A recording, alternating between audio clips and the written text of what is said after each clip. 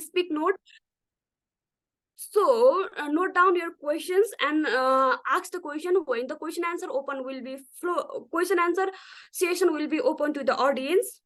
Now, moving toward our formal session today, I would like to call Mr. Ayush Badal, who is the president of this Legal Research Society Nepal, for a short welcome speech and to provide an overview on the today's events. Thank you. Thank you, Asmita ji. Ladies and gentlemen, a very warm welcome to the virtual South Asian Legal Symposium organized by the Legal Research Society Nepal in association with JKKNIU Moot Committee, Bangladesh. It is a great honor to stand before you today as the president of Legal Research Society Nepal and extend my heartfelt greetings to each and every one of you. This symposium represents a remarkable milestone in our journey to foster cross-border legal discussion, understanding, and collaboration. Our estimated collaboration with the JKKNIU Moot Committee adds an extra layer of expertise and depth to our discussion, and we are incredibly grateful for their support and partnership. Today, as we embark to this intellectual journey, we are joined by the distinguished speakers, scholars, and participants who have come together from different corners of the world.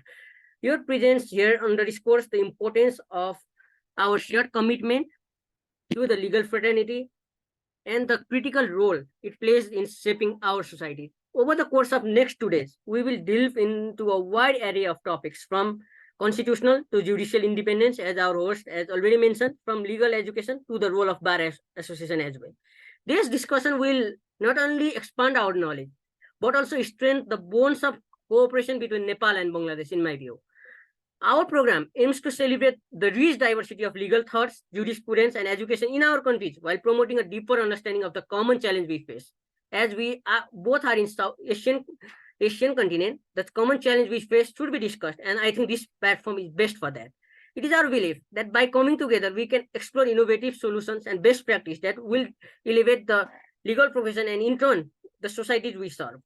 I'd like to take this opportunity to express my heartfelt gratitude to our estimated speakers, panelists, and all participants for your invaluable contribution and commitment to this session. Your insights and perspective will undoubtedly shape the course of our discussion.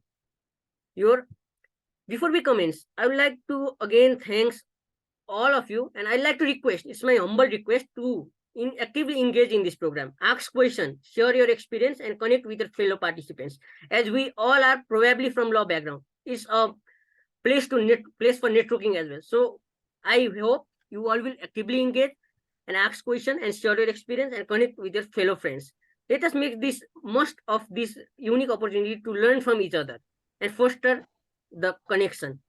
Once again, I'd like to request everyone for your presence, and foremost, I would like to thank the speaker of today's session and the tomorrow session as well for their openness to join this session. And I am eager to learn from them, and I hope all of you will learn something from them. I don't expect of learning more, but I expect you will learn something from this today's session, and it will be helpful for you. And don't hesitate to ask questions. If you have any queries, you can raise your hand and you can ask the question to the speakers when moderator will give you the chance. So yeah, let's make this today's session a wonderful session, a learning session, and an insightful session. Thank you so much for all of your participation, and I'd like to once again thank the speaker and panelists for their time. Thank you so much. Thank you, Ayushji, for your such a motivating welcome speech. Now, I would like to call Mr. Dr. Bijay Mishra sir for his important speaking. And now the floor is up to you, sir.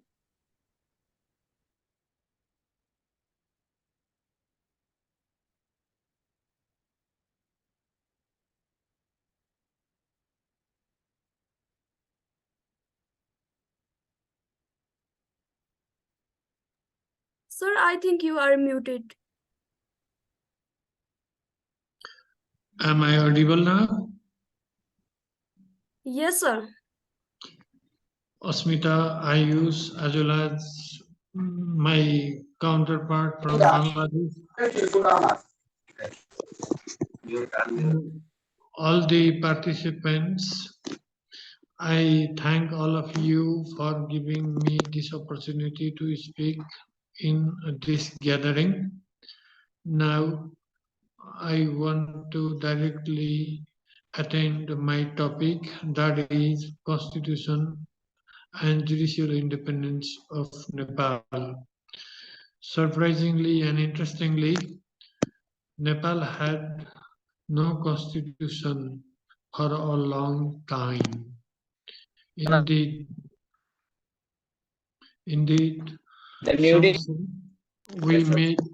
we made constitution some 76 years ago, and in 1854 there was a law made, country code, Mulki Ain in Nepali.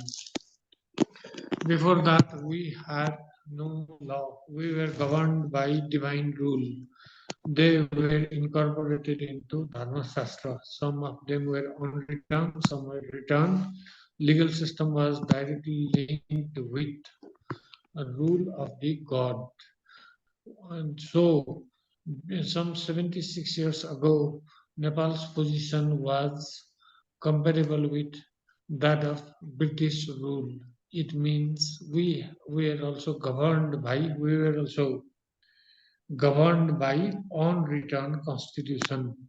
The reason behind that was we were to consider the king as symbol and representative of the god. What was enforced by the king, relying on God-given rule, that was our constitution. It means our king, with the support of the people, were concentrated on unifying nation, expanding the border. Because of that, it was not felt essential to accept the principle of separation of power, making legislative, judiciary, executive. All power were vested to the king. King was to assign judicial power to his brothers, as well as military power to some of his relatives. Then after, he was to appoint prime minister.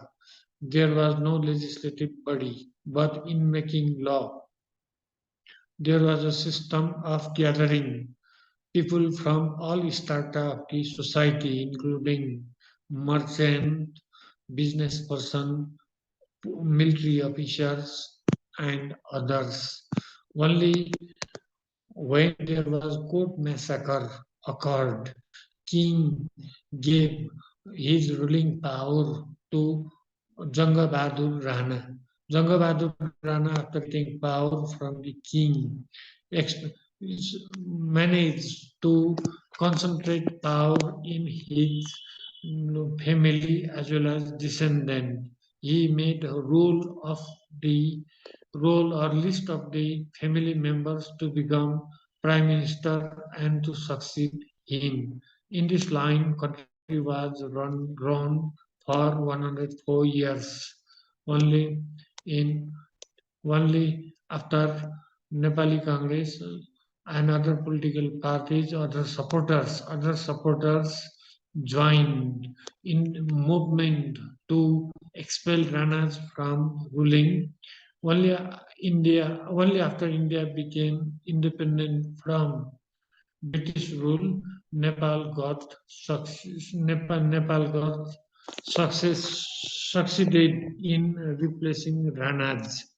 Then what happened was, before Ranas were displaced, they attempted to give a constitution. That constitution was promulgated in 2004 Bikram Sambat. After that, that constitution was implemented to partial extent. Personal Freedom Act as well as Association and Organization Registration Act were also made. After that, after revolution of Nepalese people was successful, there was a joint government formed with the participation of Ranas as well as agitating political parties. That government was in existence for some time. Then People's government was formed. The interim constitution of Nepal 2007 Bikram era was made.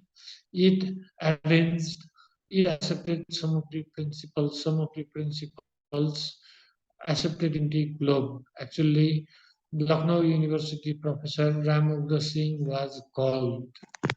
Lucknow University Professor Ram Ugra Singh drafted interim Constitution of Nepal 2007. The Constitution accepted some of the cardinal principles of constitutionalism, including separation of the power, independence of judiciary. Simultaneously, there was promulgation of Pradhan Nyaya Act 2008 that made solid foundation of independence of judiciary, introducing writ, judgment, law, as well as finality of the decision principles, state decisions, and other principles accepted in common law jurisdiction. After, with the combination of interim constitution, Pradhan Nyaya Act, there was a kind of judicial system introduced in Nepal, as there was no qualified person in Nepal. A Nepali descendant, Hari Prasad Pradhan, was called from Kalimpong to lead Pradhan Nyaya. He was appointed to the post Chief Justice. Then he started to lead Pradhan Nyaya.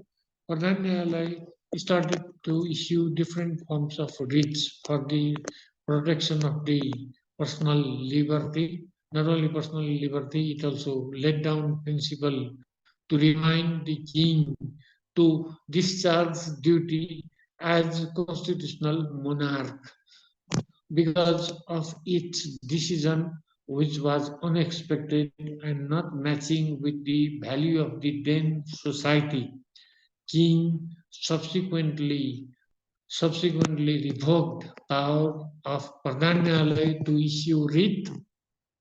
King also declared that there would be no binding power of president laid down by Pradhan Nyaya. Thus, the conflict of king as well as Pradhan Nyaya went for some time. After civil society opposed king's step, then king restored Pradhan Nyaya's power. Not only that, for approximately 8 years after the successful revolution of 2007, Nepal's political debate was whether constitution was to be made by the king or constitution should be made by the assembly of the people. And finally, king gave the constitution of 2015. That constitution was accepted by all. Sir Ivor Jennings was called from England to draft the constitution of 2015. By that constitution, Westministerial model was adopted in Nepal. Nepali Congress secured victory in election, but approximately in 18 months of new government, King dissolved the parliament as well as the government. King took over the power. Constitution was suspended. Then King arbitrarily formed a constitution drafting committee. As per constitution drafting committee's recommendation, King made new Panchayat constitution in 2019. According to that constitution, King solely ruled the nation in the manner he liked, keeping opponents in jail for indefinite period. That constitution lasted for approximately 30 years. Then there was again people's movement in 2046. Because of that people's movement, King was bound to introduce multi-party system, replacing his dictator type single leadership partyless panchayat system. As per the mandate of the people's movement in 1990, the Justice Vishwanath Upadhyay led Constitution Commission introduced a constitution. That constitution was approved and declared by the then King Birendra on 23rd Kartik of 2047.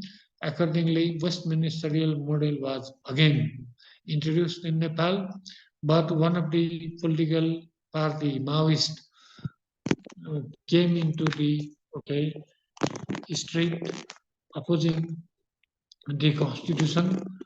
It organized different process and problem, different type of violence. As a consequence of that, again there was dissolution of the parliament, restoration of the parliament.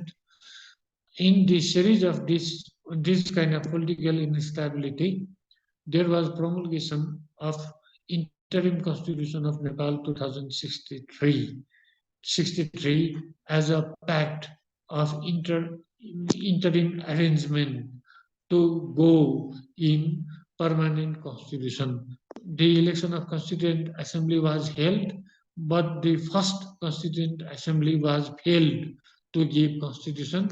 Second Constituent Assembly gave the present constitution. So we are at the present time under federal structure, secular state, modern principles, socialism-oriented principles have been adopted along with traditional principles and secularism working together. In this way, we have got constitution in 2004, 7, 15, 19, 47, 63, 63, as well as present 2072.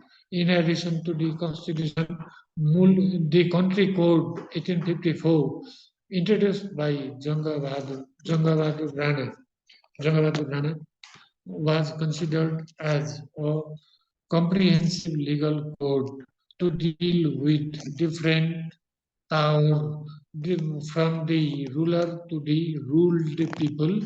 That law was in existence and worked for 110 years. It was redrafted in 2020. Redrafted country code was also replaced some years back, some 6 years back.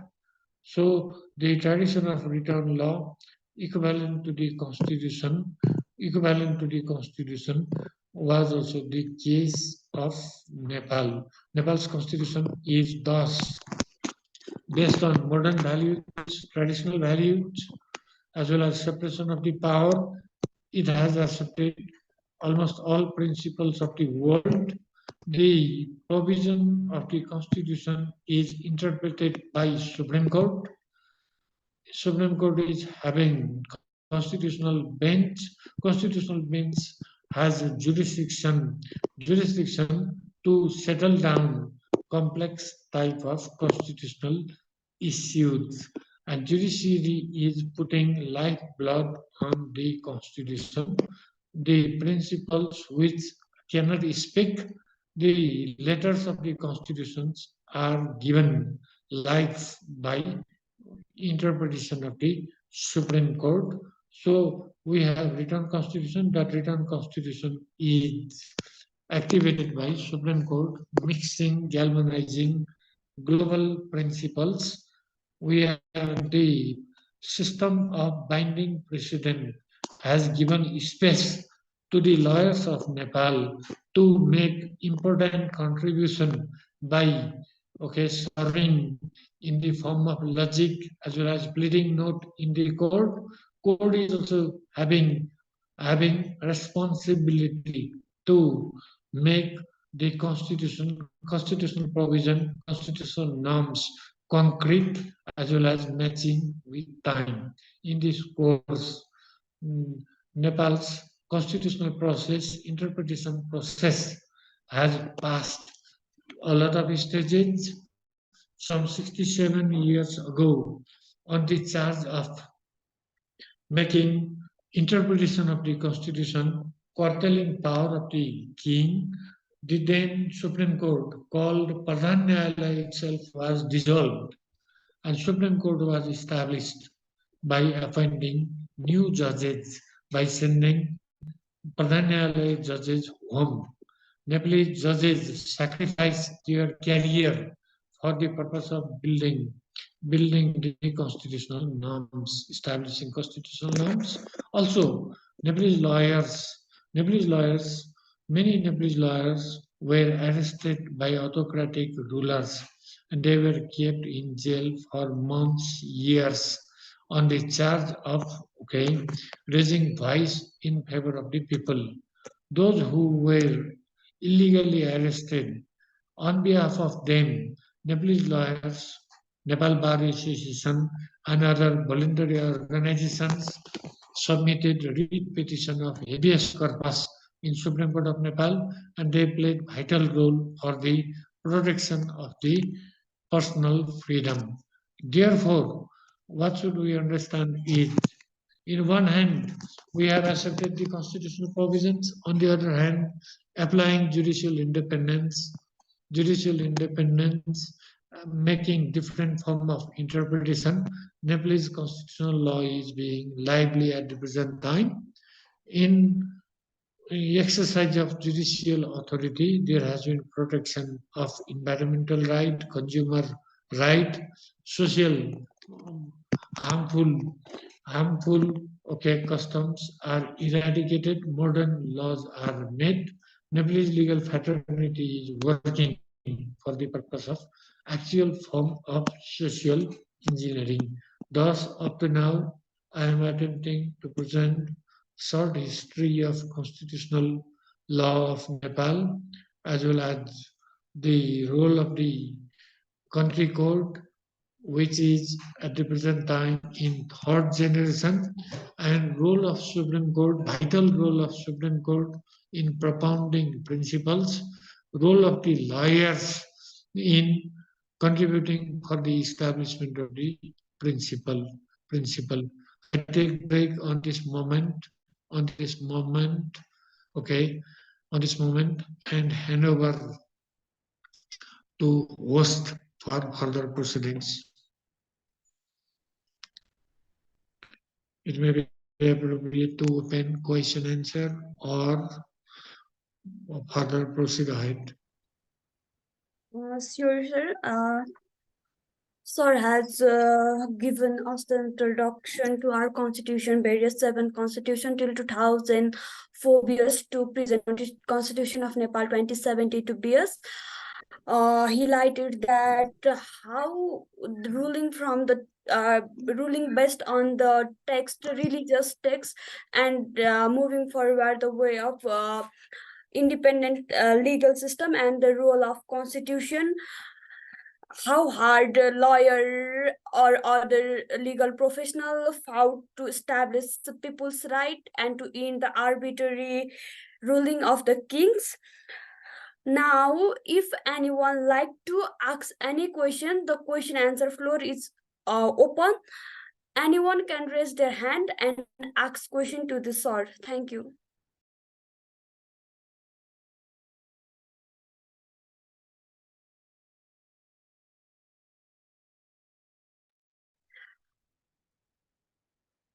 I am waiting for 2 minutes.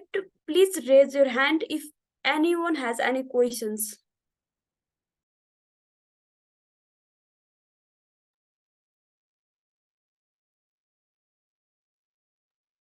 Okay, Mr. Good evening. Jestha. Good evening. Yes, I am audible. Yeah, you can proceed. Good evening, all of you. It's me, Satish Jha. I am from Jonapur. I am currently studying 4th semester of BLLB at Rajasthan University. I have a questions regarding that Bijay sir has already spoken about post and pre and post history of constitutions. That's why I have a short questions about regarding constitutions. I would like to ask the questions to our respected senior advocates, Bijay sir, that Nepal has a long history of revolution regarding political stability, people's uniformity, citizens' empowerment. Though In order to fulfill this gap, Nepal introduced altogether 7 constitutions. The Constitution of Nepal 2072 or 2015 AD is the present Constitution of Nepal. However, it has many challenges and prospects as well. That's why citizens of Nepal are still in the revolution phase. So what measure could be implemented to enhance the inclusivity of legal challenges in Nepal, ensuring that the individuals from diverse socio-economic background have an equal opportunity to pursue and excel in this field? Thank you. This is my question. Okay, Satish, thank you for your question. There has been introduction of inclusiveness in the initial stage. Subsequently, by first amendment of the Constitution, the proportional inclusiveness has been introduced as a part of a policy measure to bring those who are marginalized into the mainstream of the nation. Public Service Commission has introduced different form of reservation to bring those who are backward into the mainstream of the nation. Similarly, in the political frontier, for the purpose of participation in the election, women's participation is guaranteed. Similarly, those who are not in mainstream, their participation is also guaranteed by the Constitution, keeping quota. Not only this, Supreme Court has interpreted that the actual representation of those who are backward must be ensured in promulgating laws in upcoming days. Supreme Court has propounded principle that there must not have been opportunity grabs by creamy layers.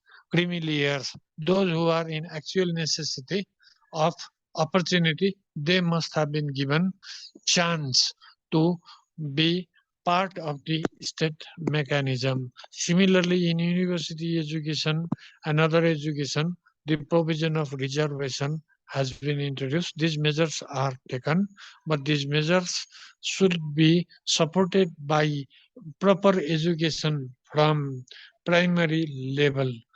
The reason is the reservation as well as other form of alternatives are just temporary. When we make person perfect capable in terms of technology, in terms of capacity, then there will be proper representation. That is our core principle, I find out. So this, if you are satisfied, please share the same, or if you have further question, I welcome your question. Okay, so this has a message. He thanks to Sir. Now I would like to move to another audience, Mr. Harindra Yadav. Now you can ask your questions.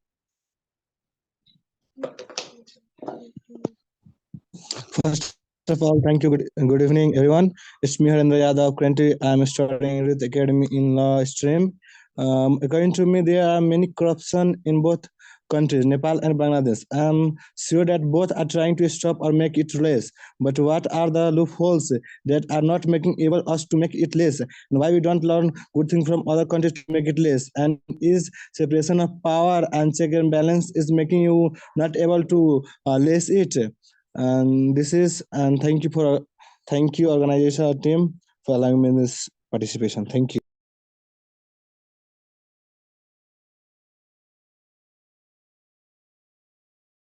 Okay, Arendra, what I understand is there is no doubt that we must follow each other, because whenever, as well as member of SARC, the things, the principles or the provisions, policy measures adopted in Bangladesh may be equivalent, may be very much suitable to us for the improvement of our legal system, and same may be example to Bangladesh also, because the legal system has common objective, that is to say happiness, prosperity, as well as peace, harmony, and adoption of the democratic principle, I think. and what my counterpart from Bangladesh will observe. That may also be beneficial to us with this regard.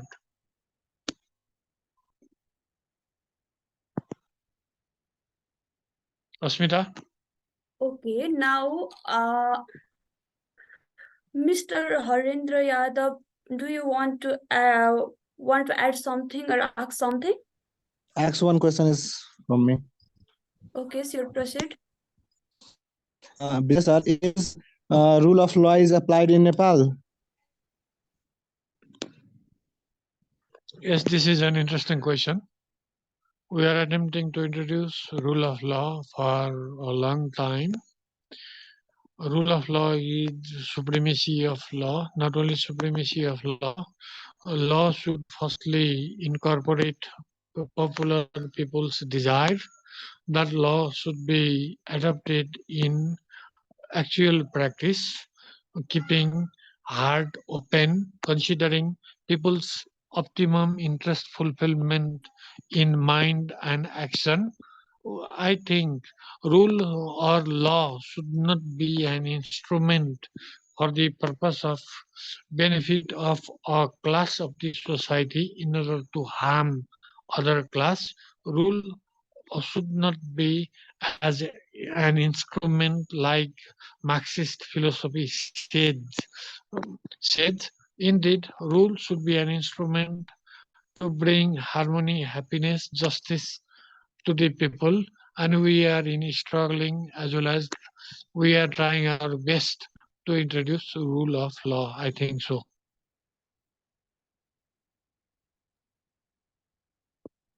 Okay, now I would like to move to now Mehdi Hassan. You can ask.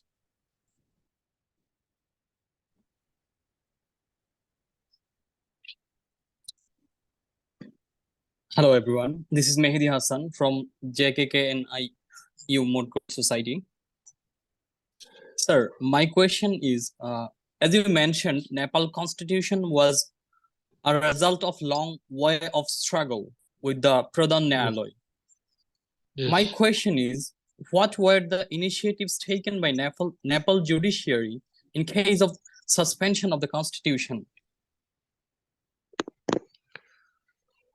Okay, Hassan, your question is a very important one. Actually, judiciary of Nepal is protecting the constitution. In some instances, judges present themselves as crusade in the war of protecting the constitution. We have some instances with this regard. That is to say, in recent time when parliament was dissolved, the writ petition was filed by opponent political party leader Sherbadur Deuba, in which along with other members of parliament, along with support of 149 members of the parliament, when the parliament was dissolved for the second time, Supreme Court restored the parliament. Not only restored, the order was given for the appointment of for the appointment to the post of prime minister to the writ petitioner who got support of majority member of the parliament. This is an instance. Judiciary is in existence only when there is constitution existed. It does not mean in all the time judiciary was in favor of the constitution.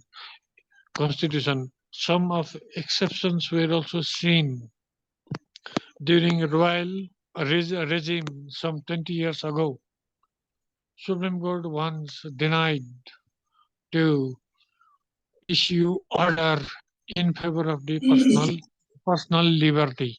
But when lawyers raised voice, when lawyers under the umbrella of Bar Association came into street as well as they organized different agitating programs, then when they filed writ petition, Supreme Court issued order in favor of right to information. It also issued order of habeas corpus to release those who were illegally detained in custody by the then ruler. In overall evaluation, what should we observe is judiciary is working with the support, with the backup of legal community as a vibrant organization for the protection of the Constitution. In single sentence, I can answer that for the personal freedom protection, for the protection of the Constitution by means of interpretation, judiciary is standing up. Sir, I must bow my head to the Nepal Bar Association and the Nepal judges who were in the point of crusade for their dedication to establishing the Constitution. Sir, my next question is, what are the procedure of suspension of Constitution of Nepal? Actually, there is only one avenue left by the Constitution in emergency. In emergency, in national crisis, economic crisis, some of the fundamental rights may be suspended. That is constitutional way in order to introduce suspension of not the Constitution, but some of fundamental rights. During emergency also, the personal liberty cannot be curtailed, and already pending cases may be resolved by Supreme Court. That is case law established. That is constitutional way, but sometime in consequence, the ruler who is there to garner power solely by means of election or by getting positive briefing from those who are in his surrounding. Sometime such kind of ruler is found out dissolving the parliament or arbitrarily suspending constitutional provision with the support of his supporters. Such kind of incidents took place in Nepal in the past. By exercising the Article 127, power to remove difficulty, the then king suspended some of the constitutional provisions that invited constitutional crisis. So there are two ways: one formal way, second is informal way. Informal way is also adapted when informal way or unconstitutional pattern is followed.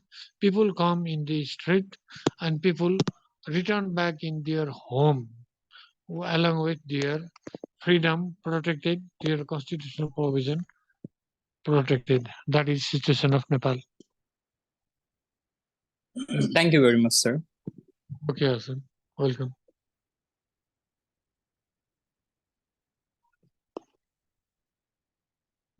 Okay, if anyone want to ask some question, still you can raise your hand and ask.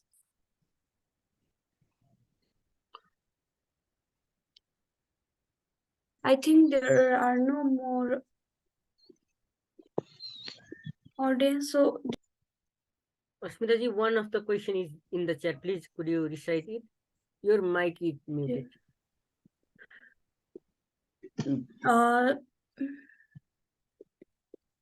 just a second. I was. So here is a question from Mohammed Sehelin. His question is, if you have, you have mentioned the constitution. Sir, my question is, a constitution have the provision for legal frames and political setup, but still we are having corruption and political unrest. In this regard, what is the extent of your constitution to overcome these problems? That is excellent question indeed. The then Speaker of Constituent Assembly, late Subhash Chandra Nebang, who was our teacher as well, stated that Constitution just gives provision but does not give wisdom. or art how to implement constitution. Indeed, human wisdom is to be used by the enforcer of the constitution. That has been the situation. So the saying is that forming the constitution is simple task, implementing as well as protecting the constitution is a difficult task. This matter is also observed by Justice Ishwar Prasad Khatiwada in impeachment case of the then Chief Justice Sushila Karki. He has interpreted and cited this provision stating that the birth of constitution is easier than protection of the constitution. So what we should do is constitution gives framework legal provisions.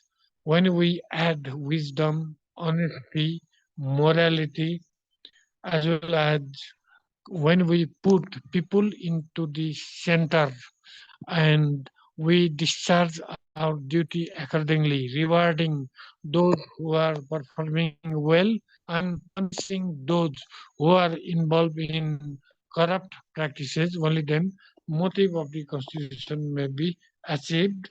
This cannot be achieved by overnight effort. We need to build up constitutional culture subsequently, and I think the Nepalese legal system is properly moving ahead in this path. I think I have attempted to touch some of aspects to answer your marvelous question.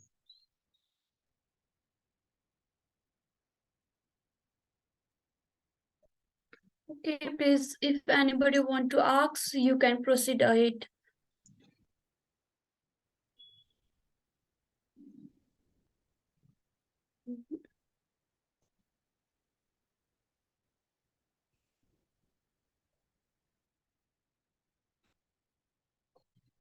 So I think there are no more questions. Asmita ji, Yes.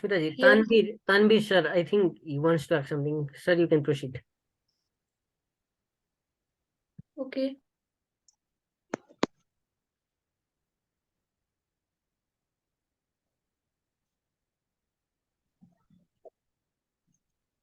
Tanvir, you can put your questions.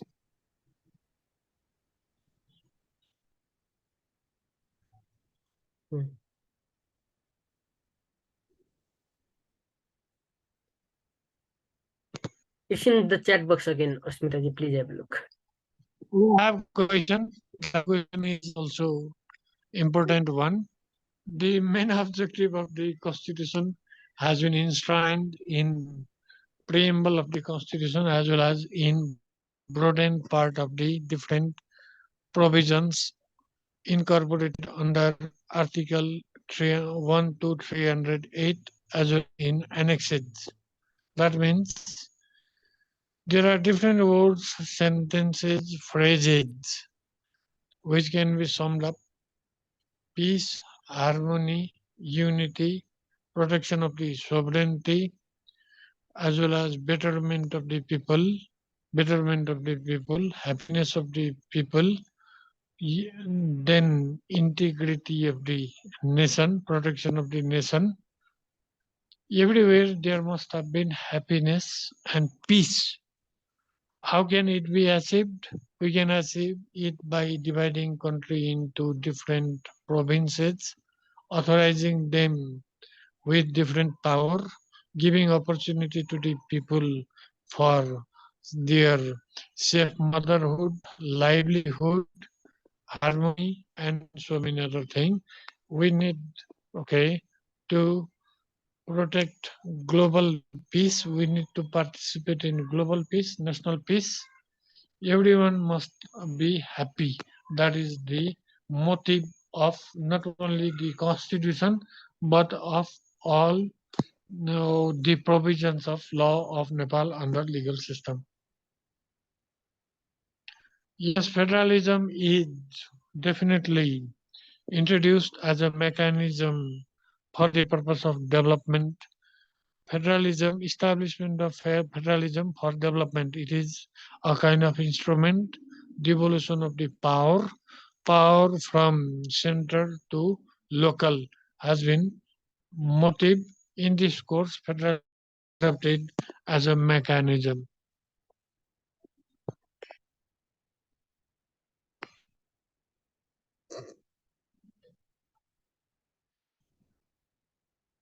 Okay, please, if anyone has any other question, the floor is open.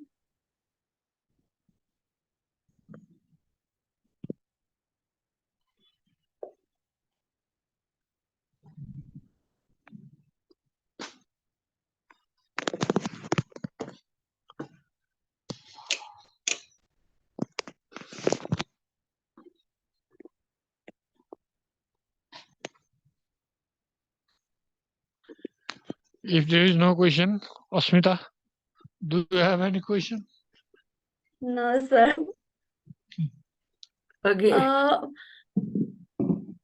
someone with Someone dot, is raising hand.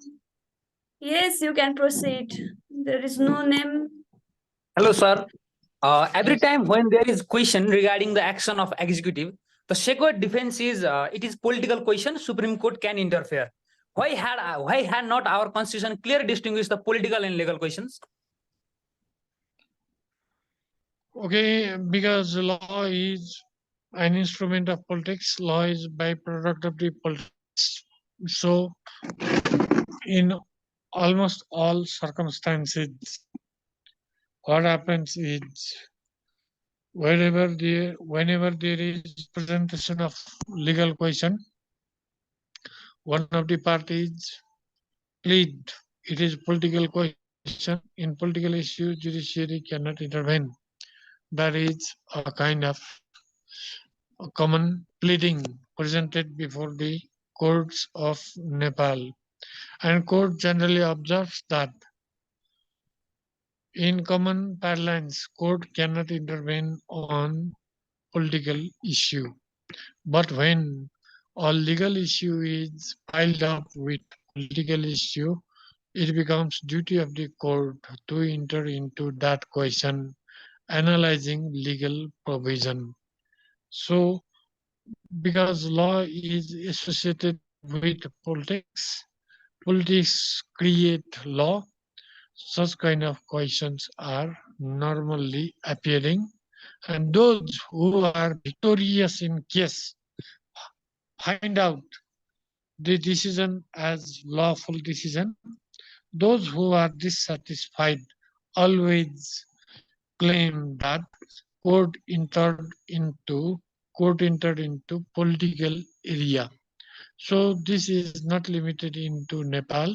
This is global issue regarding settlement of the dispute, I think. And we cannot reach into concrete conclusion. This is ongoing and it cannot be codified in law, stating what are the questions they are to be termed as legal question and what are the questions which are political questions. Because every time, even though that kind of provision is made, again, further issue may be raised over there.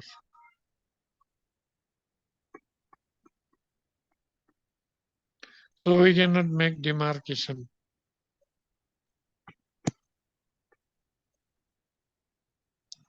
Other questions?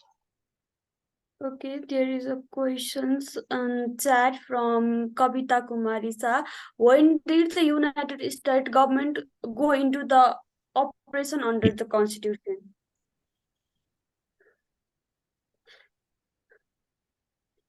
I think this is objective question.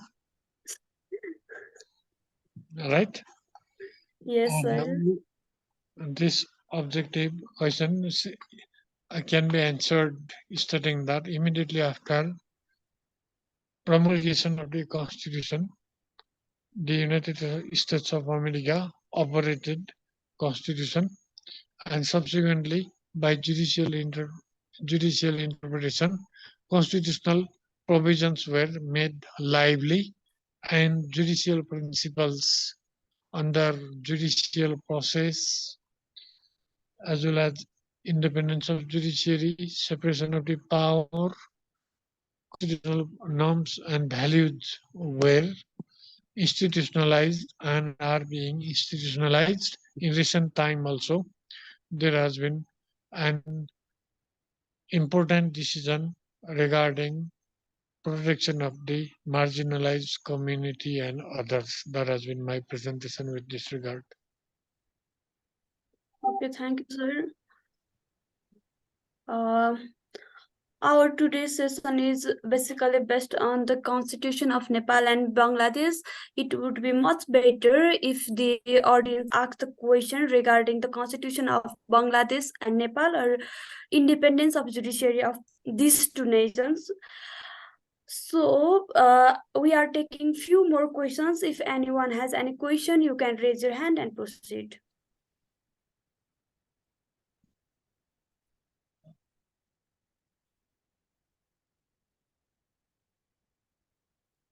So I think there is no more questions. Thank you so much, Dr. Bijay Mishra, sir, for your very valuable information regarding the constitution, constitutional history of Nepal, how the constitution and constitutional development occurs in Nepal, and the situation of independence of judiciary in Nepal, and overall constitutional history of Nepal, as well as a legal history of Nepal. You included a lot of things. Thank you so much for that. Now we are moving to our another guest, Mr. Manir Alam. We welcome him, and the floor is up to you, sir. Mr. Manir Alam, sir. Thanks a lot, Ashmita, for giving me floor. I was hearing the informative and intellectual delivery of Honorable Dr. Bijay Mishra sir. Just amazing, just wonderful. Now I am somewhat confused. How should I proceed after such a wonderful presentation?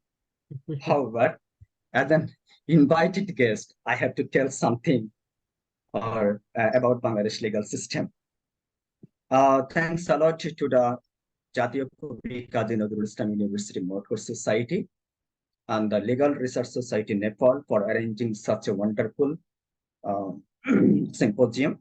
As a faculty of Department of Law and Justice, Jestha University, I undoubtedly recognize that this is the first time Nazrul University Moot Society collaborated beyond Bangladesh. Congratulations to the Executive Committee of University Moot Society and also to the Legal Society Nepal. The organizing committee provided me a lot of topics a few days ago. I was somewhat puzzled and distracted. That means what topics I should proceed. Anyway, after the consultations with the organizing committee, I have decided to interact about the legacy of Bangladesh constitutions. If I have enough time, then I will proceed about the independence of judiciary. Let me upload the screen sharing, please, Ashmita. Sure, sir. Would you please approve? I think you should approve. Yes, sir. Now I think you can proceed your presentation. Sure, I have given you the access. Is my slide visible to you? No, not at all.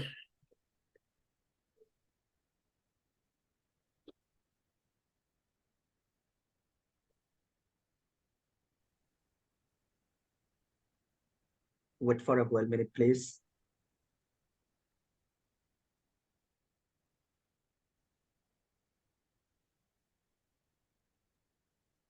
If there is the problem, I will drop the email in the chat box. You can mail me and I will share it. Okay. Got it. Okay. Is it visible now, right now? Yes, sir, it's visible. Okay.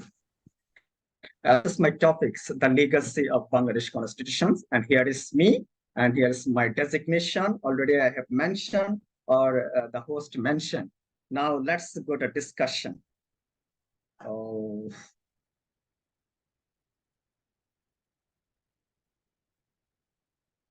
Slide. Before going to the original discussions, we have to talk about the background of Bangladesh constitution. We know that Bangladesh British ruled India almost 190 years. The last Nawab lost his kingdom because of the betrayal of leading General Mijapur in the Battle of Walasi. British left in this region in 1947, partitioning India's subcontinent into two regimes. That one is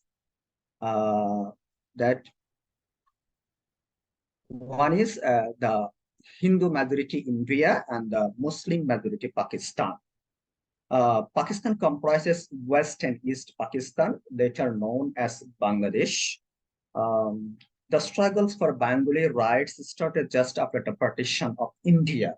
24 years we were exploited, deprived, refusal to accept Bangla language, economic disparity between two parts, the hegemony of the West Pakistani ruler elite class, frequent martial law, demeaning attitude, culture towards Bengali culture, and population led East Pakistan to be free from Pakistan.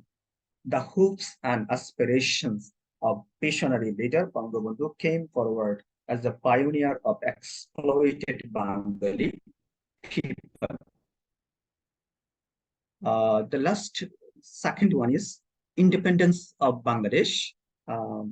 We know that after the 7th March declarations, we have showed our seeds of independence. Father of the nation, Bangabandhu Sheikh Mujibur Rahman, effectively declared the independence of Bangladesh in his space. He said the struggle this time is struggle for our emancipation. The struggle this time is a struggle for our independence. He urged 4 points in 7 March Declaration 1971. He urged that the immediate lifting of martial law, the immediate withdrawal of military personnel to their barrack. The third one is the immediate transfer of power to elected representatives of the people. The number 4, a proper investigation for the loss of life during the conflict. And thus 7 March declarations is the historical, if you analyze the historical concept of Bangladesh, independence of Bangladesh, 7 March declarations is the pioneer.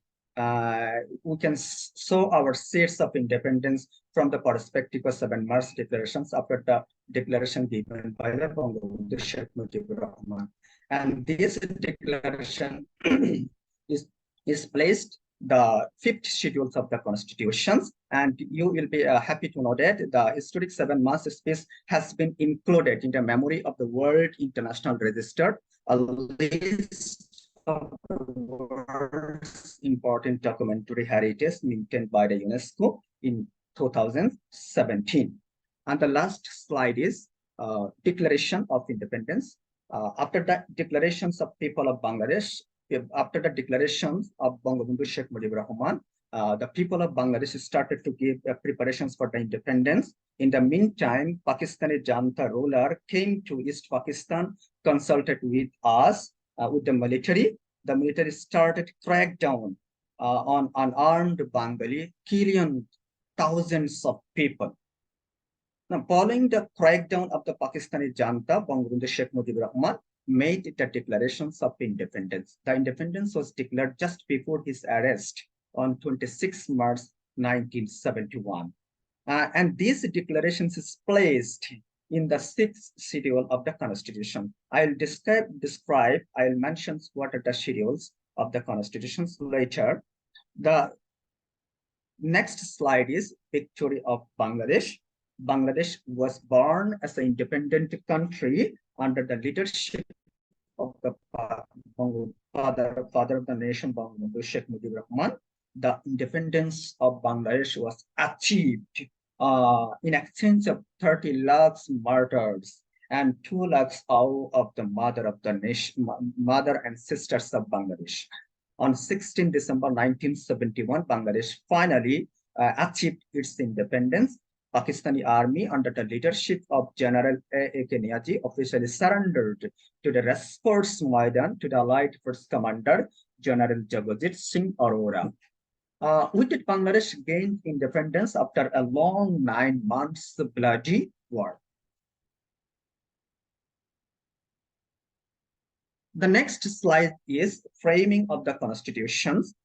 If I can speak about the framing of the constitutions after the before the independence, one father of the nation Bangabandhu was arrested, and the other leaders of Bangladesh formed a government that is the temporary government on April 10th, 1971. This is the first government of Bangladesh, and this government formally proclaimed its independence, and this proclamation was declared in 7th April 1971.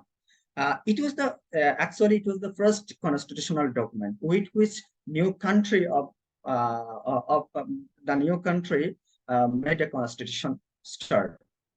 It was formed on the basis of the father of the nation, Bangabandhu Sheikh Mujibur Rahman's declarations of independence on March and election verdict of 1970, and was sworn in April 17, 1971. If I can mention, this proclamations of independence was also placed in the 7th schedule of the Constitution. Now, the Provisional Constitution Order 1972. Bangabandhu returned. You know that Bangabandhu was arrested before, just after the starting of liberation war. Bangabandhu was arrested to the Pakistan jail. Bangabandhu returned to Bangladesh on 10th April 1972. After reaching in Bangladesh, Bangabandhu decided to change the form of the government. Previously it was presidential form of government, and Bangabandhu changed the presidential form of government into a parliamentary one. Bangabandhu took the charge of the prime ministers, and Justice Abu Said Chaudhry was appointed as president, and the Justice Abu Said Chaudhry promulgated one order, that is the Constituent Assembly of Bangladesh Order 1972. And you know that it was absolutely entrusted with adopting the constitution. That means it was passed to adopt the constitution. Adopted, the order has no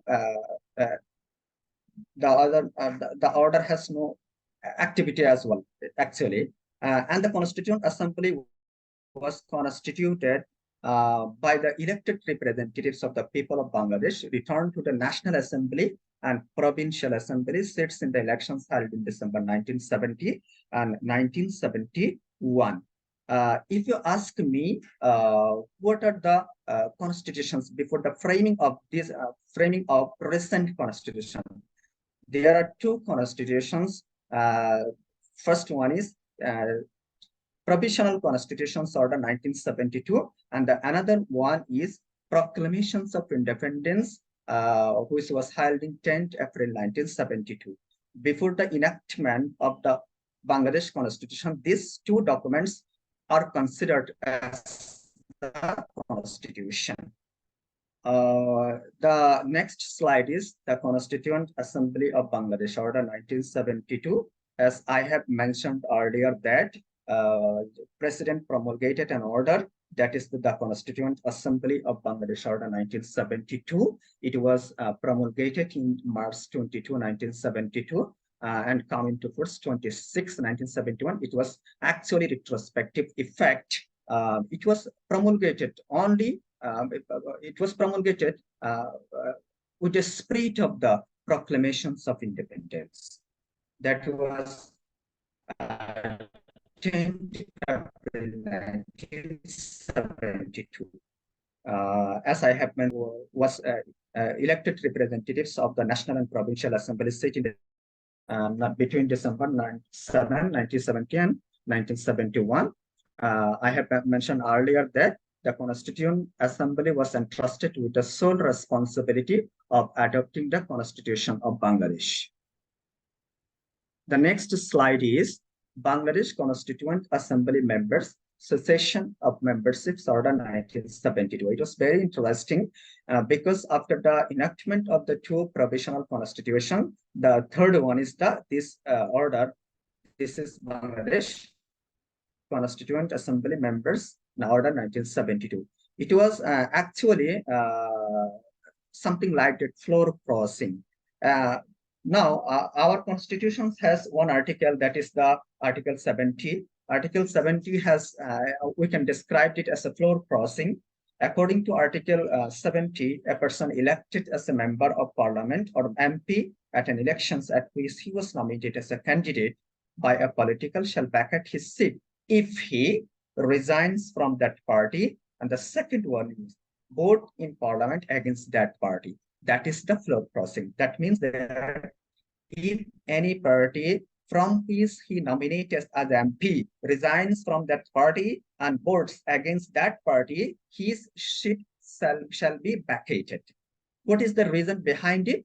The reason behind it is that to ensure the proper functioning of the democracy. There are a lot of controversy, there are a lot of criticism about the 1970 Act floor crossing, but it was inserted in the constitutions as well. Another order, that is Bangladesh Constituent Assembly Members Order 1971, passed in this regard. And the next slide is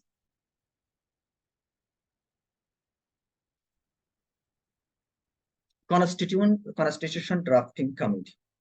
I have mentioned earlier that the Constitution Assembly Order 1972 made a Constitution Drafting Committee. Basically, there were 430 member Constitution Assembly. Among this member, only 34 members headed by the Dr. Kamal Hussain. Dr. Kamal Hussain was the then was the law minister, and the constitutions was adopted on 4th November 1972. We celebrate it as we celebrate that day as a Constitution Day, and the Constitution came into force 16 December 1972. And this is the short history of the Constitution of Bangladesh.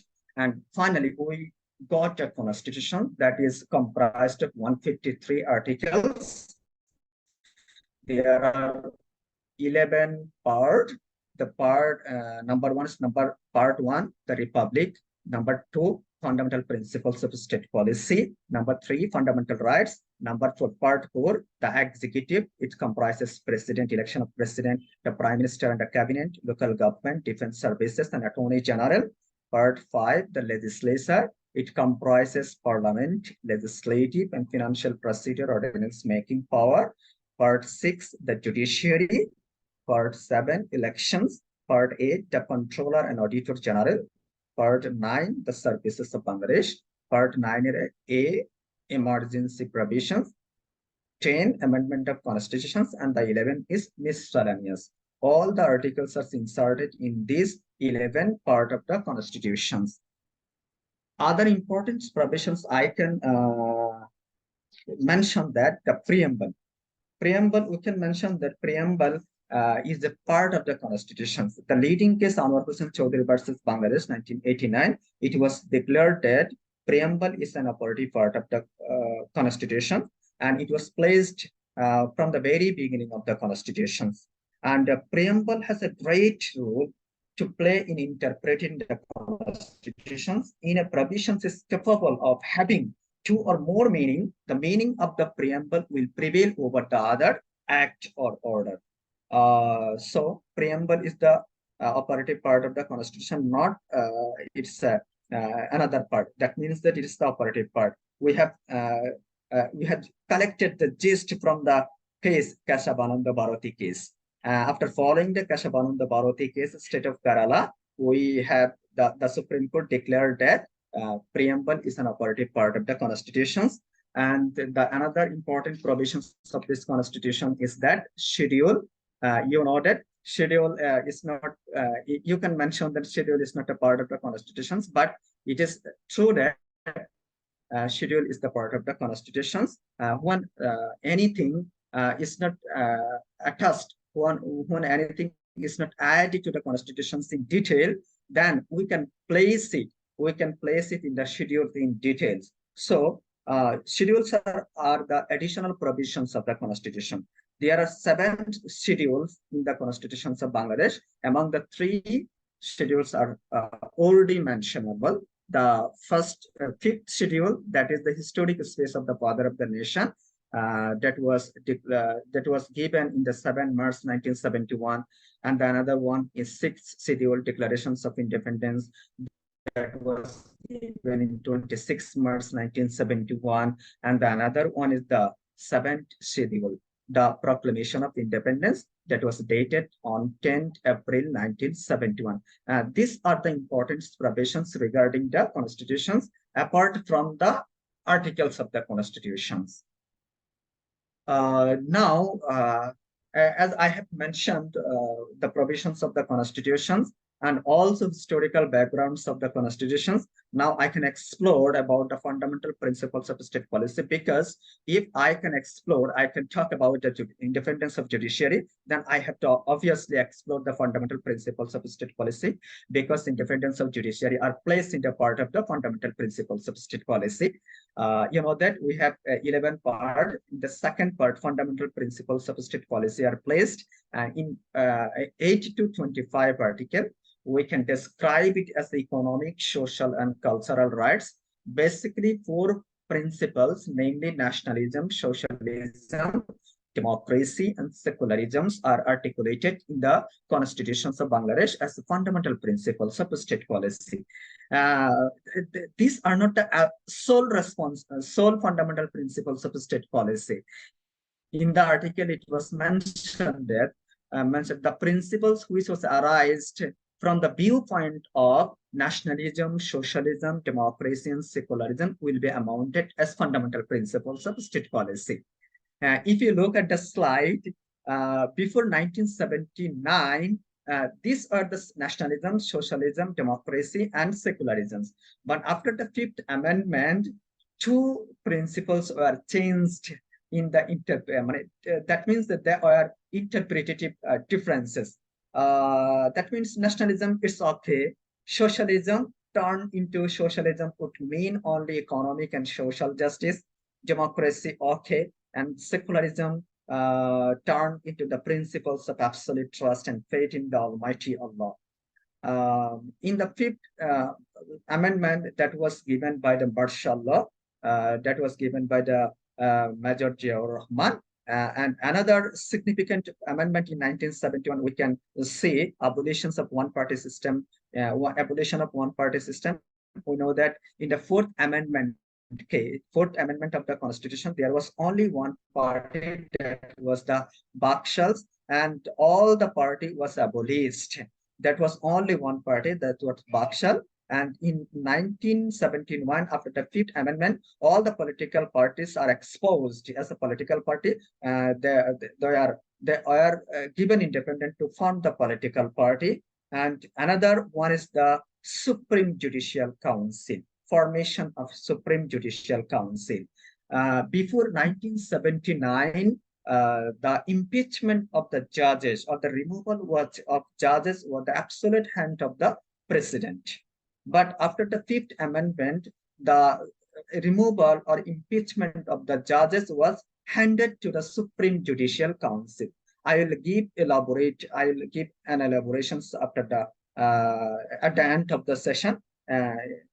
Just noted that after 5th amendment, in the 5th amendment, the removal or the impeachment of the judges was absolutely handed to the Supreme Judicial Council. That is, Supreme Judicial Council was formed, and it was formed under the leadership of the Chief Justice and other 2 senior judges. They were adjust the judges if there were any misconduct, then they will impeach or remove the judges from the Supreme Court. And that was absolutely related to the higher judiciary, not lower judiciary. Lower judiciary is another factor. Supreme Judicial Council was absolutely entrusted with the higher judiciary. Okay. Fundamental principles, I have mentioned earlier that fundamental principles has so many interpretative values. That one is, you can see in the slide, it shall be fundamental of the governance of Bangladesh. Bangladesh government will be governed by the fundamental principles of state policy, and it will be applied in the making of laws. And if there is any interpretation needed, we have to collect the gist from the fundamental principles, and the state will work on the basis of the fundamental principles. And the notable notable provisions about these fundamental principles is that fundamental principles is not judicially enforceable. That means that the court cannot enforce the fundamental principles of state policy. We can explain why the fundamental principles of state policy is not enforced by the judiciary. Because if the fundamental principles of state policy can enforced by the judiciary, there are needed a lot of economical or another something like that financial problem. That is why the fundamental principles are not judicially enforceable. There is a leading case about the fundamental principles policy, that is Kudrat Ilahi. Principles is not enforceable by the judiciary. In this case, there is another observation that the judiciary cannot order the legislature to enact any laws to enforce the fundamental principles. Two important things about it. Number one is that fundamental principles of state policy is not judicially enforceable. The second one is that to implement the fundamental principles, the judiciary cannot compel the legislature to enact any laws. There are two important provisions about the case. The next slide is independence of judiciary. Now come to the main discussion, independence of judiciary. If we analyze about the theoretical perspective, independent judiciary, what does independence of judiciary means? The independent judiciary means free from intervention and influence of other branches of the government, especially the executive, or free from corporate giants, business or corporate bodies, media or political pressure, etc. I'll explain from the viewpoint of Bangladesh Constitution how independence Bangladesh judiciary is independent. If the two provisions of the Constitution, that is the Article 94 sub-Article 4, and the another one is Article 116A. Article 94 sub-Article 4 is absolutely related to the higher judiciary, and Article 116 is related to the lower judiciary. In Article 94, it was stated that the Chief Justice and the other judges shall be independent in exercise of their judicial functions. That was absolutely related to the higher judiciary. And in the aspect of lower judiciary, another article is 116. If I quote from the slide, that will be all persons employed in the judicial service and all magistrates shall be independent in the exercise of their judicial functions. Then we can explain that independence of judiciary ensured in the Constitution of Bangladesh. To ensure the independence of judiciary, there is needed one thing, that is the separation of judiciary. Now tell me, what are the constitutional provisions of the separation of judiciary? If we can explore the constitutional provisions, one article will be found, that is Article 22. Article 22 explains that the state shall ensure the separation of judiciary from the executive organs of the state. You know that independence of judiciary, in order to independence of judiciary, separation of power was ensured in the constitution, original constitutions. But until 2007, the separation of judiciary was not absolutely done in the legal arena, because the government was reluctant to enforce this article. Another one tells that the government is not liable to enforce the Article 22 because it is placed in the fundamental principles of state policy. As I have mentioned earlier, that fundamental principles of state policy are not enforceable by the court, and this article is placed in the fundamental principles of state policy. Then there is a controversy. There was a controversy, and to relieve the controversy, a case was filed. That is the Ministry of Finance, Government of Bangladesh versus Mr. Muhammad Mazdar Hussain, reputedly known as Mazdar Hussain case. Mazdar Hussain was a judge of the lower judiciary. He, along with 441 judicial officers, filed a writ petitions in the High Court divisions in 1995. In 1997, High Court division judge give a judgment directing 9 points in instructions. They give the judgment to separate the judiciary from the executive, and also directed 9 points in instructions. As usual, the government filed appeal to the appellate divisions in 1999. The appellate divisions also upheld the decisions of the High Court division, and they gave the 12-point guidelines. And in this guideline, they announced that the government should separate the judiciary from the executive. But ironically, no government was eager to separate the judiciary from the executive. What is the reason? The reason was the political purpose. That was absolutely a political purpose. That is why they did not separate the judiciary from the executive. Finally, separation of judiciary, we have found independence of judiciary, the indicators of independence of judiciary, that is separation of judiciary, finally coming to force in 2007. One, martial law was declared. That was the 9/11 government. That was led by the martial administrator. That was led by the Fakhruddin Moinuddin government. They did a wonderful job. They separated the judiciary from the executive in 2007. And finally, to separate the judiciary from the executive, they have enacted lots of act or order to ensure the separation of judiciary. That is seen in the slide. That one is the Bangladesh Judicial Service, formations of the service, appointment in the service, and temporary dismissal and removal rules 2007.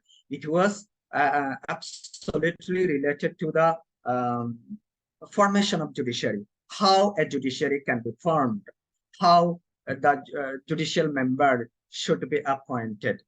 Before that Bangladesh Judicial Service Commission, it was absolutely entrusted to the Public Service Commission. That was named as BCS, Bangladesh Civil Service Judicial. But the apex court declared that this method as unconstitutional. That directed the government to form a separate body, that is Judicial Service Commissions. Now, the lower judiciary judges are appointed by the Bangladesh Judicial Service Commission, not higher judiciary. I can mention again, Bangladesh Judicial Service Commissions is entrusted with the appointment of the lower judiciary. And the second one is Bangladesh Judicial Service Commission Rules 2007. After the independence, separation of power, separation of judiciary, a body, that is the Judicial Service Commission, was formed. They are absolutely entrusted with the appointment of the lower judiciary officers. And another one is Bangladesh Judicial Service Pay Commission Rules 2007. And in these rules, financial aspects of judicial officers are secure. Separate pay commissions are secured for the judicial officer. If you analyze the remunerations of the judicial officer, you can see that judicial officer payments are 6 grade. On the other hand, the officers appointed under the Bangladesh Civil Service BCS cadre, their payment are 9 grade. So separate pay commissions was enacted under these rules.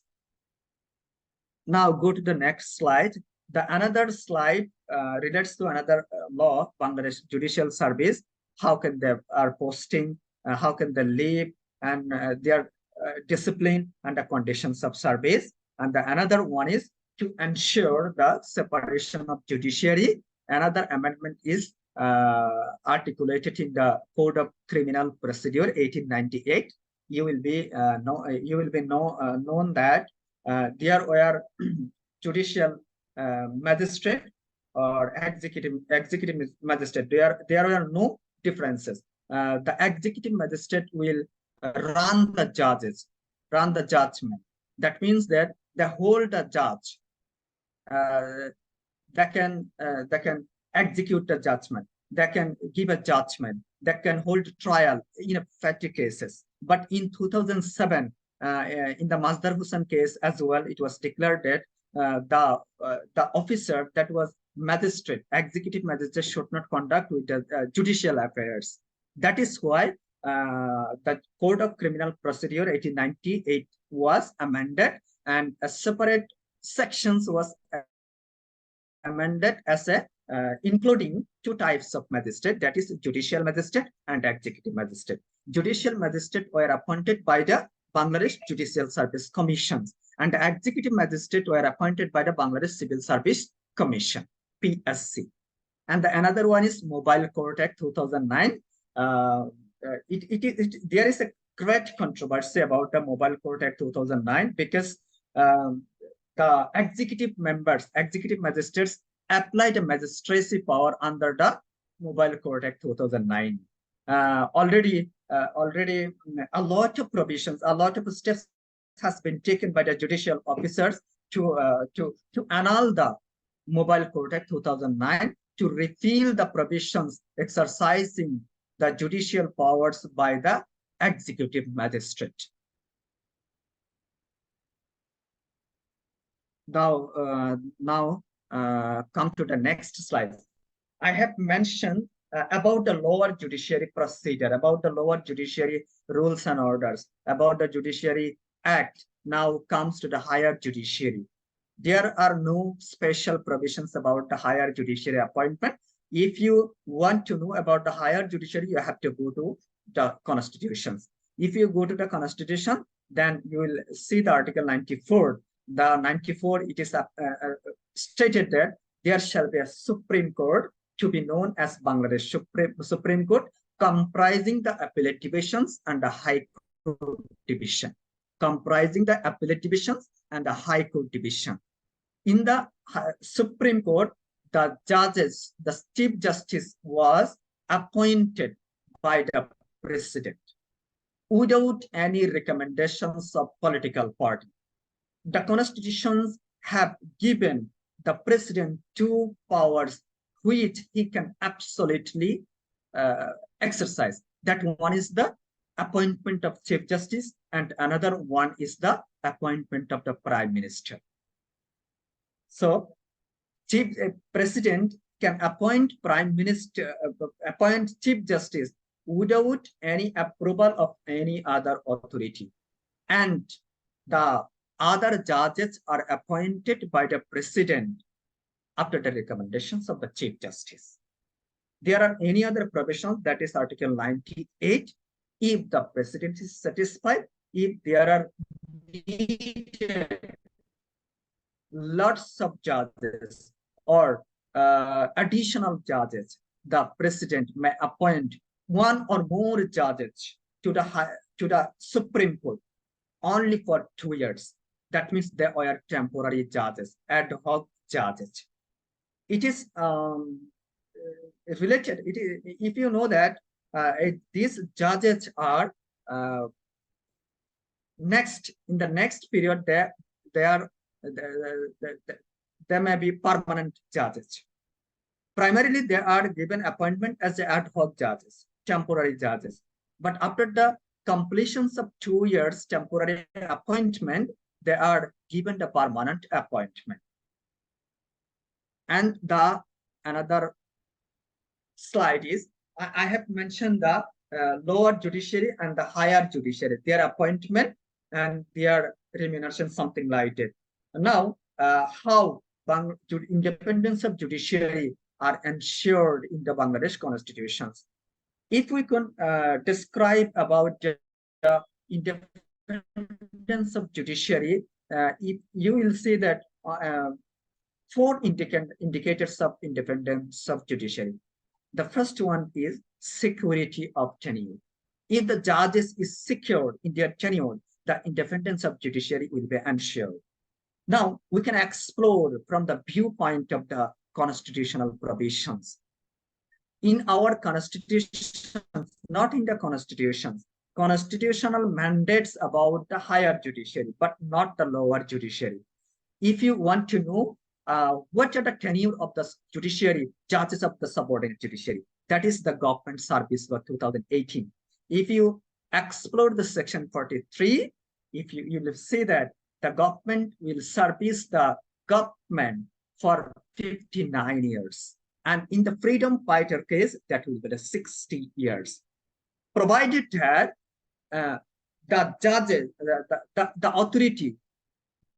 authority will not remove any judges from his office without showing any cause before the expiration of the tenure. Provided that if you say that if the judges considers that after 25 years of service, the judges should be removed or the judges should be impeached for the causes of public importance. Without showing any cause, the government will give retirement after 25 years of service. That will be the tenure of the judges. And in this case, there is an alarming situation. That is the OST. That is the officer on a special duty. That means that officer with no duty.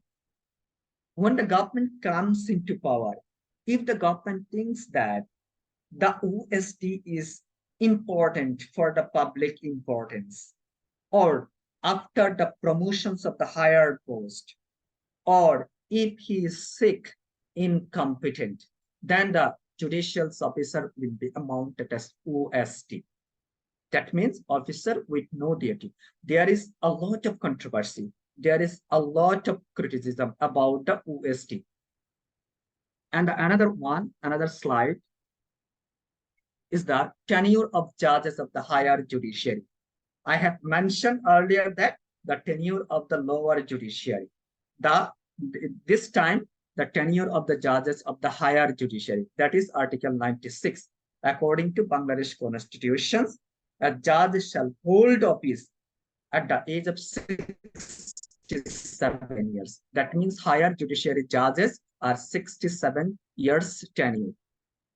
Now, there is important questions about is that if the judges found in misbehavior or incapacity, what will be the situation? The questions is that if the judges of the lower judiciary removed, that will be given by the government after giving a notice. But when a judge of the higher court, that is the Supreme Court of Bangladesh, proved and removed for misbehavior of incapacity, that what will be the situation? Before 2014, that was absolutely entrusted with the Supreme Judicial Council. As I have mentioned earlier, Supreme Judicial Council comprising with Chief Justice and 2 other senior judges will judge what are the incapacity, what are the misconduct. Then they, after hearing, that would remove the judges from the judiciary. But after 2014, that means after 16th amendment, the removal of the judges was handed to the parliament. That means that if the judges proved for misbehavior, if the judges found any misbehavior or misconduct or incapacity, the parliament, supported by a majority not less than 2/3 majority of total members of the parliament, then they will remove the president, or they will remove the judges from the judiciary. That means it is now still continuing, going on. After challenging the 16th amendment, a writ petition was filed, challenging the 16th amendment, challenging that it was against the independence of judiciary. That was this case was the advocate Asaduzzaman Siddiqui and others versus Bangladesh. Writ petition was challenged, declaring as ultra vires of the 16th amendment. But High Court divisions declared the 16th amendments as unconstitutional. But the case is now in the review stage as the appellate divisions of the Supreme Court. That means that 16 amendments is not finally resolved at this moment. It is a continuing process. Now the question is, what are the constitutional backup? There is another proceeding, review proceeding is going on. On the other hand, the removal of the judges was handed to the parliament. There is a constitutional vacancy. In this case, the legal expert, that is law minister, stated that the rules of parliament will prevail over the judicial review. The next slide is Fifth Amendment case. Already I have mentioned. The another adequate remuneration and privilege. I told that the security and salary is the prima facie conditions for the independence of judiciary. For this reason, Bangladesh Judicial Service Pay Commission Rules 2007 was passed, and in this commission, the judicial members are given 6 grades salary, and they are given housing facilities, festival bonus, allowances, and other benefits. You can say that judicial members pay their payments are more than the other officers of the government. The next slide is prohibition supporting post-retirement benefit. It was absolutely important topic in the constitutional provisions, because if the judges after the retirement host any benefit, then the judges will be absolutely biased. That is why Article 99 was inserted. It was stated that after his retirement or removal therefrom, the judges will not hold any office, that is judicial or quasi-judicial.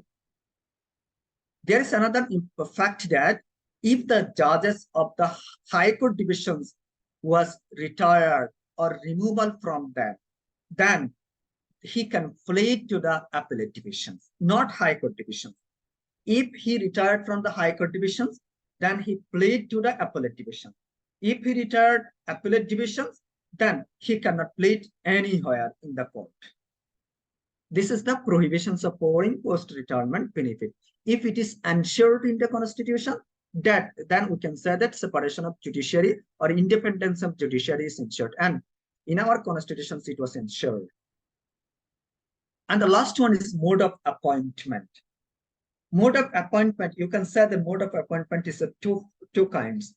Appointment of judges of the Supreme Court, as I mentioned that judges of the Supreme Court was appointed by the president, and the lower judiciary was appointed by the Bangladesh Judicial Service Commission. So in our constitutions, that mode of appointment are secured, and they are appointed on the merit based. We can ensure the from the viewpoint of Bangladesh perspective or Bangladesh legal perspective. So there are, I have mentioned the mode of appointment, everything about the independence of judiciary. There are a lot of challenge. If you can allow some minutes, I can explore some challenges. Ashmita. Sure, sir, you can use 5 Okay, to I'll take only 5 minutes. 5 minutes. You consider there are a lot of challenges in the judiciary. We know that additional judges appointment in the higher judiciary, it was absolutely biased by the government. The government appoint judges who are hold religious ideology. They are appointed in the high court divisions and the ad hoc judges. This is the absolute criticism about the higher judiciary. On the other hand, you can say that the lower judiciary, the judges are appointed from the merit basis. It is absolutely true. But you said that you can see that the judges of the lower judiciary appointment, they are fresh graduate. They only pass the honors of masters. They don't have any important practical experience in the court, but they are appointed as judges. When they are appointed as judges, they have the eminent lawyer appear before the court. Then they do not give the proper judgment. This is the absolutely criticism about the judiciary. On the other hand, in every country, the chief justice are nominated or elected by the political party. We cannot say it as a criticism, but we can explore as a criticism, because if a judiciary is collapsed, then the whole judiciary will be collapsed, and the whole legal system will be collapsed. And from the viewpoint of Bangladesh perspective, we can say that there are some controversy, some bias in the appointment of the higher judiciary, but it is sure that in the lower judiciary, they are appointed on the merit based. So if I can conclude my slide at this moment. If you have any query about my slide, please ask me. Okay, thank you so much, Mr. Md.Manir Alam sir, for such a structure and in detail presentation. We are moving to the question answer session now, but before that, I request everybody to fill out the attendance sheet, which has been sent to the chat box. Please fill up the attendance sheet, and whoever will join the both today's and tomorrow's session, we will provide certificate of participation to those. So, and before that, I request everybody to turn on their camera to take some photos, and then we will move to question answer session. So you can disclose your presentation now. Okay. Open it. Share. Stop sharing. Is it okay? Yes, sir. Okay. I request everybody who are in possible situation to turn on their cameras. Please turn on your cameras, and if you want to smile, please smile. Aishti, are you ready?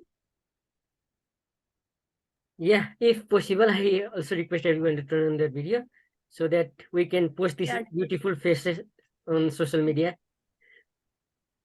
Yeah, you can check those posted on our page, the Legal Research Society Nepal. Please, everybody smile. Okay, I'm taking it, okay? Be sure. Okay, I'll count 1, 2, 3, and if everyone is ready to open, I'll take it. 1, 2, 3. Okay, I'm taking it now. Good.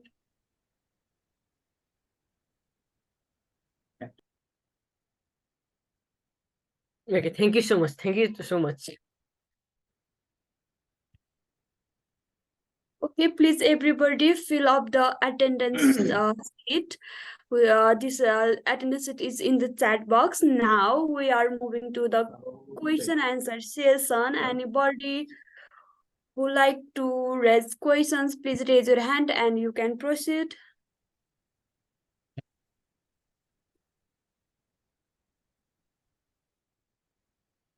Okay.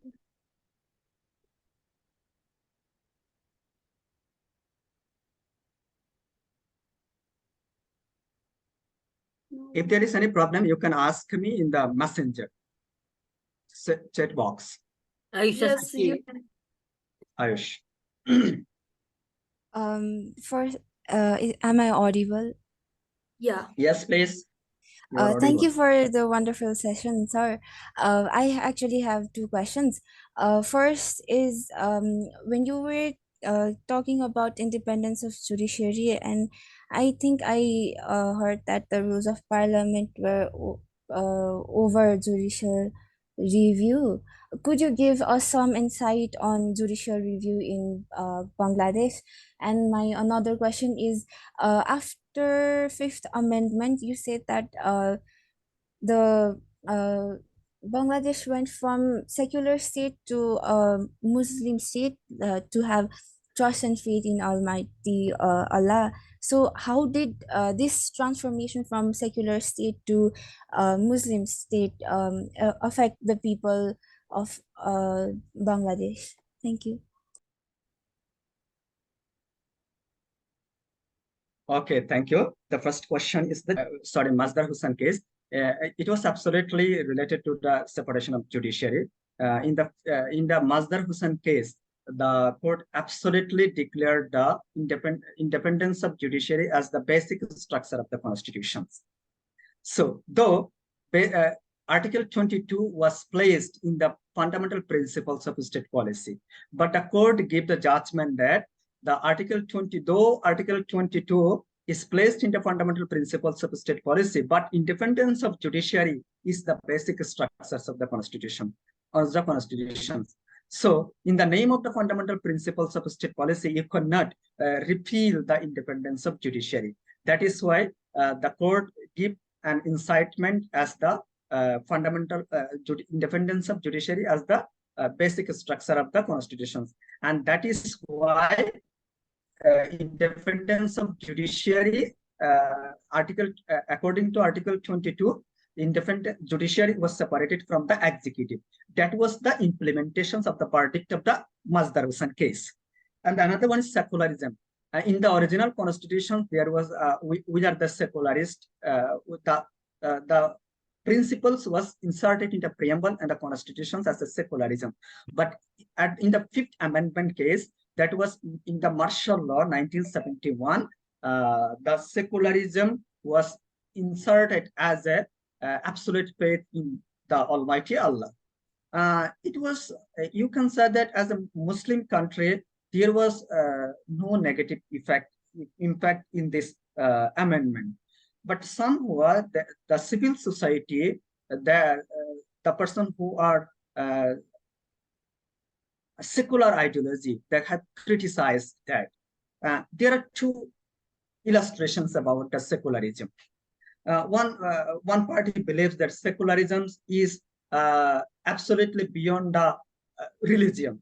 On the other part, believe that secularism is the included in the religion. You cannot relate the religions in the principles of the state. So you should detach the religions from the state.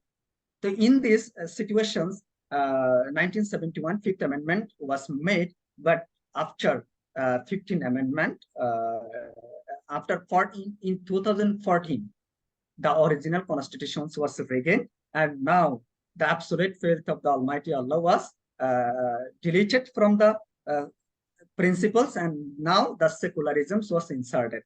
And another provisions was controversy in this constitution.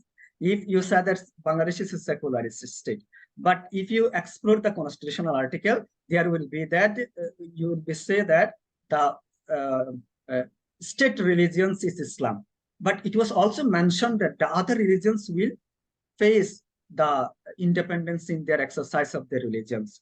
So there is a lot of controversy. You can say that from the viewpoint of judicial interpretations.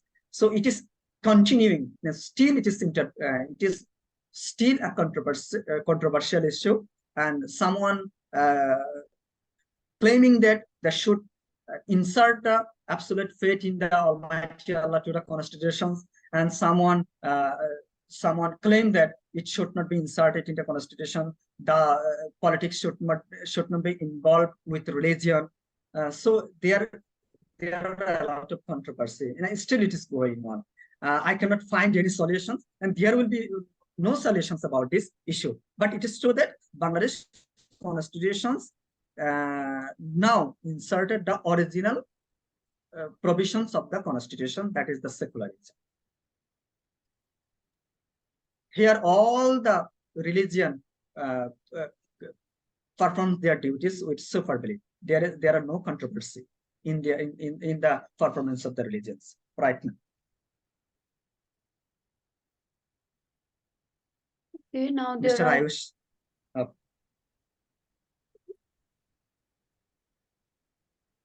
There is a question in chat box from Satish. chat box as well. How does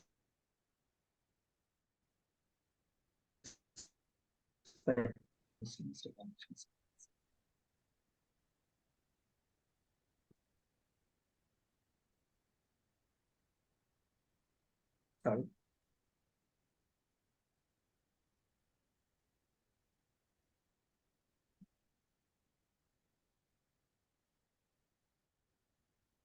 Asmita ji, there is a question in chat box from Satish. Please read it out. Sir, okay, sir, I will recite the questions. Ayush, already I have mentioned, I have explained the issue, probably, Ayush. Okay. Another question, please. Anyone who asks the question, please raise your hand, or you can ask the question in the chat box as well. The question answer session is open.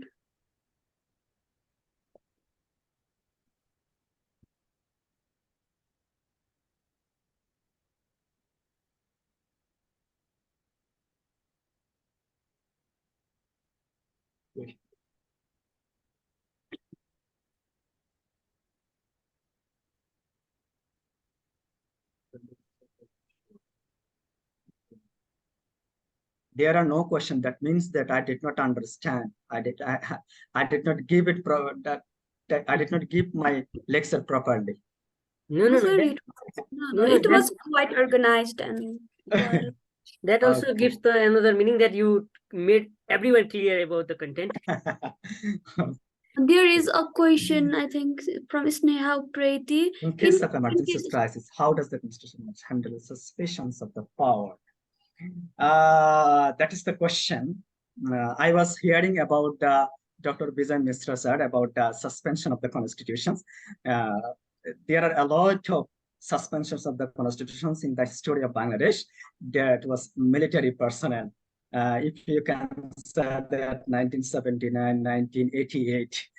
So now the constitutions in the Article 7.8 was inserted that no military dictator or no military personnel will suspend the constitutions ever and never. And it was inserted in the basic structures of the constitutions. If anyone suspends the constitution, he will be amounted to the grievous punishment, that is the death penalty or seditious. So no provisions is now available in the constitution to suspend the constitution.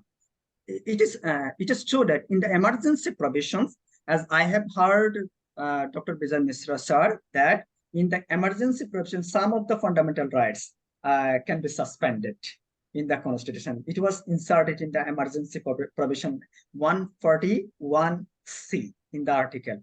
It was stated right to form of assembly, freedom of movement. Some of the rights will be suspended, but no one will suspend the constitutions in the eye of the constitutional law in this constitution. And the military personnel suspended constitutions. The years ago, it was absolutely prohibited in the constitutions. But situations demands that sometimes situations may demand the suspensions of the constitution, as we did not see in the constitution's right moment. Hopefully, it will be happen in the future. I don't know.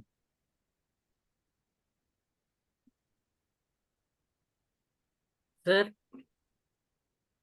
Okay. Another question, please.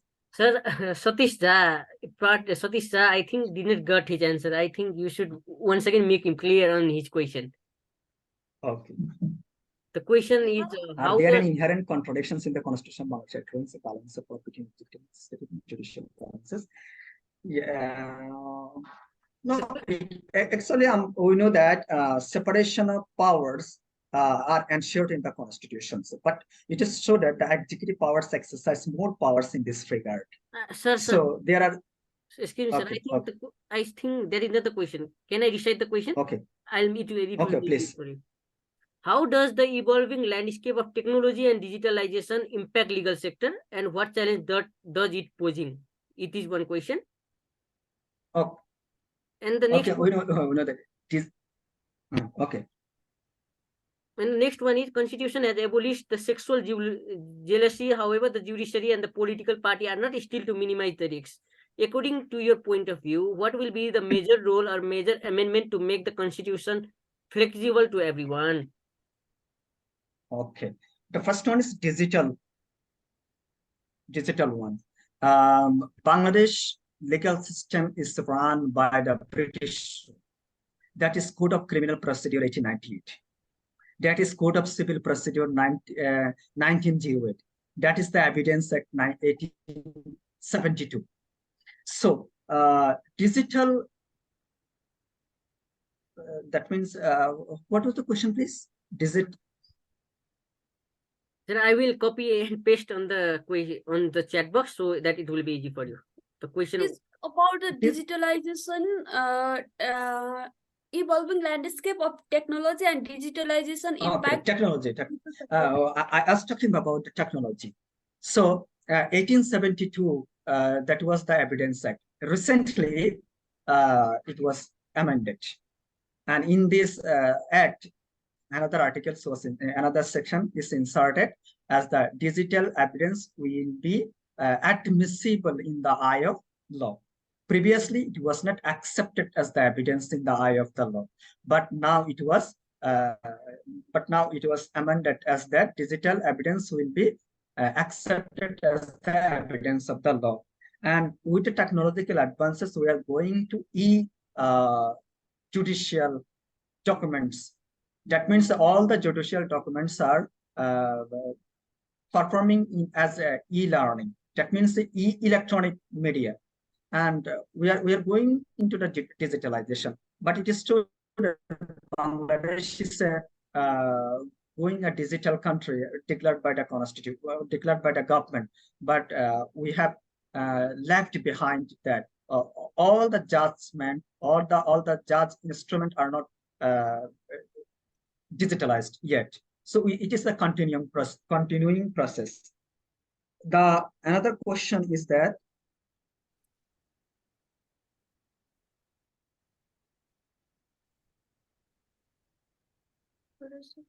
Constitution has abolished sexual jealousy, however, the judiciary and the political party. Okay, Constitution has abolished the sexual jealousy, it is true, and for this reason we have enacted the act that is the Child Act, the Nari Oshishu Nirjatan Daman Ain 2000, prevention against the sexual violence, and we can also file against the sexual celibacy under the code of under the penal code, and also so many laws are inserted in our Bangladesh. So if any sexual harassment is held, then we can judge the accused from the viewpoint of the Nari or Shishu Jatan Daman, that is Bangla related. That is, I have told you from the viewpoint of Bangla. Nari o Shishu Nirjatan Damanan 2000. We can judge a victim person from the Nari o Shishu Nirjatan Damanan and the Penal Code 1860.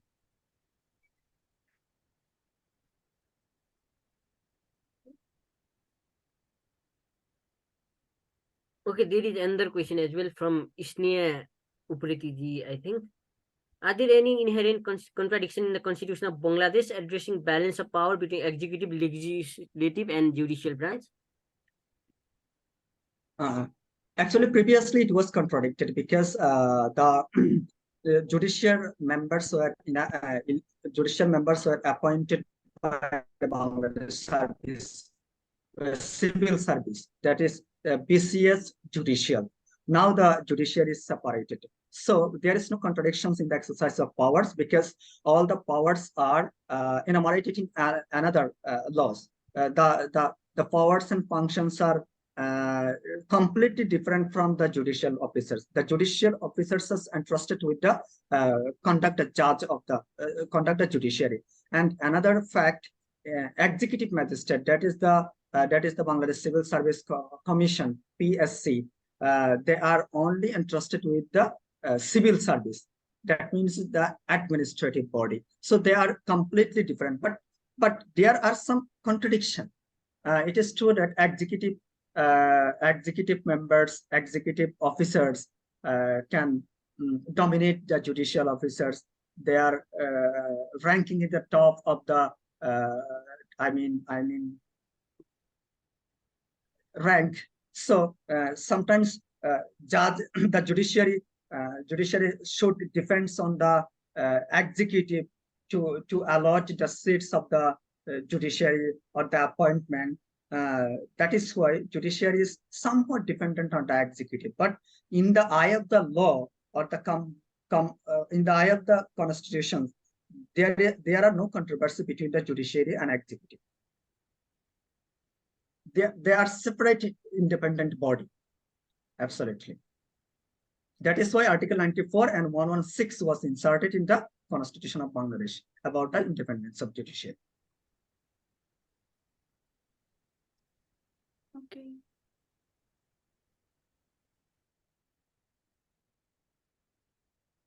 Sabah, you have a question, please. Thank you, sir. Das This is plus Spanish statement. Thank you, Yes, sir. This yes. is Shandrida Sharkar Sabha. Sir, my question is about Article 70. So this article preventing free votes of MP. Sir, do you think this article is the Constitution undermining our rights of vote?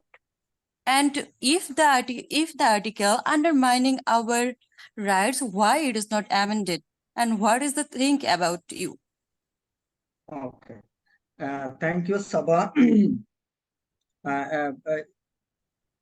Actually, Article 70 was inserted in the Constitution only to the proper functioning of the democracy. If any member was nominated from that party, vote against that party in the parliament, then what will be the situations of the government? If the members of the parliament member vote against that party, then the government will collapse. That is why the framers of the constitutions believe that the constitutions, the democracy should function with properly. That is why they have inserted the Article 70 of the Constitution. You have rightly inserted that it is undermining our rights because the members of parliament who are appointed from the political party, they cannot go against the political party's decisions. And this is the absolutely violations of fundamental rights. This article would be amended in this way. If the members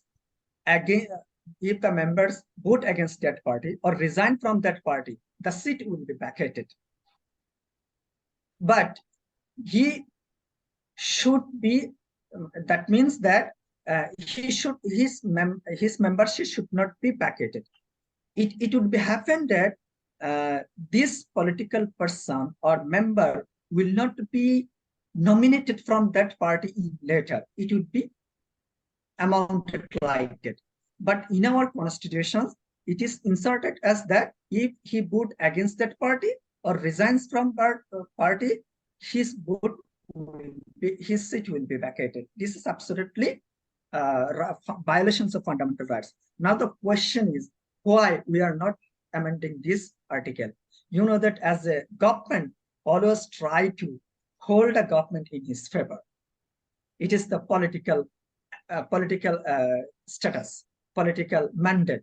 If this article is amended, the political party would not run the government effectively. That is why this article is not amended any government of Bangladesh. So I don't. Lots of judicial experts are expressing opinions against them, but it is if the parliament members cannot amend it, nothing will be happened in future. But I believe that it should be amended.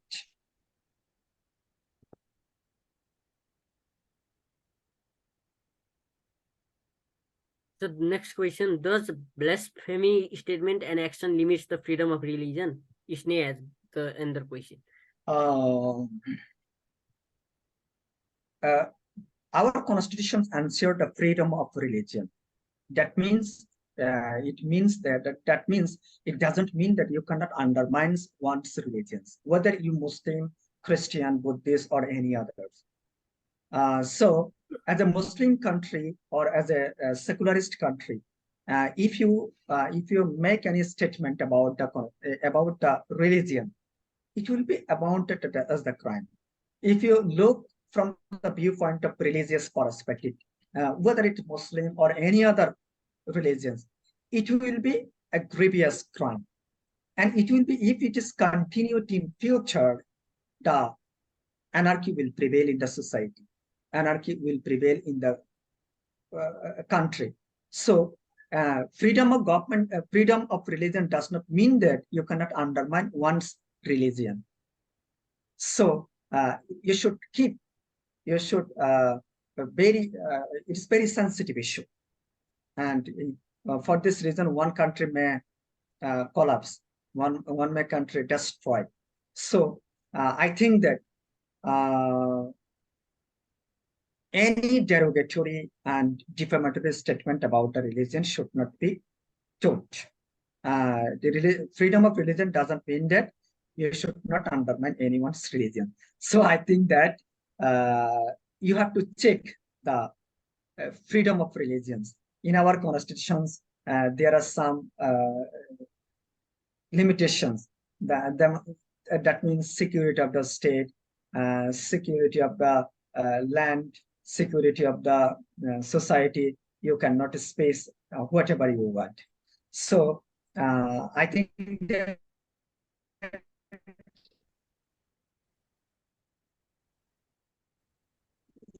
in the name of the freedom of religion, I think about religions.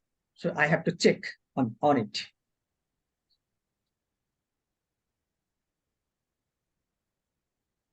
It's my opinion. You can disagree with me. Okay. You have absolute right to disagree with me.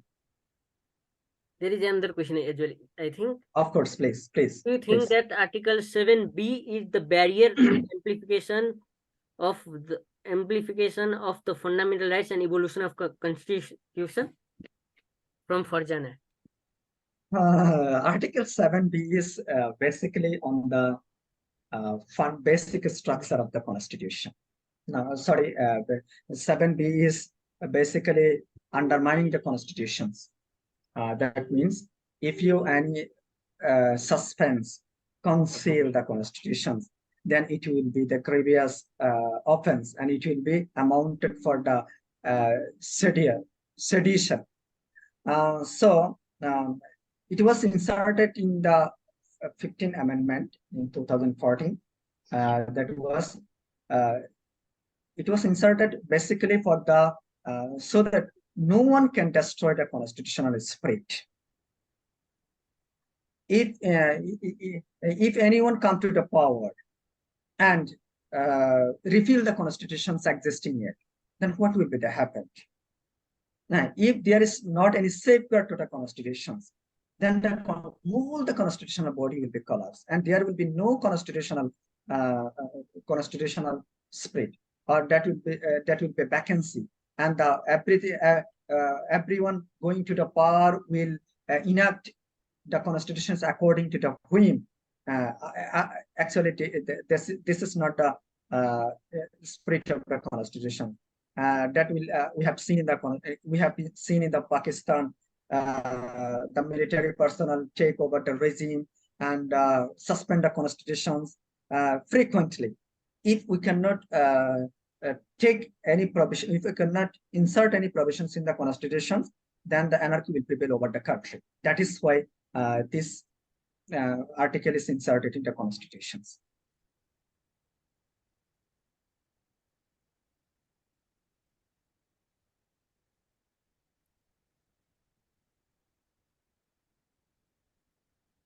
Okay, we can take one or two more questions. If anybody want to ask question, please, the floor is open.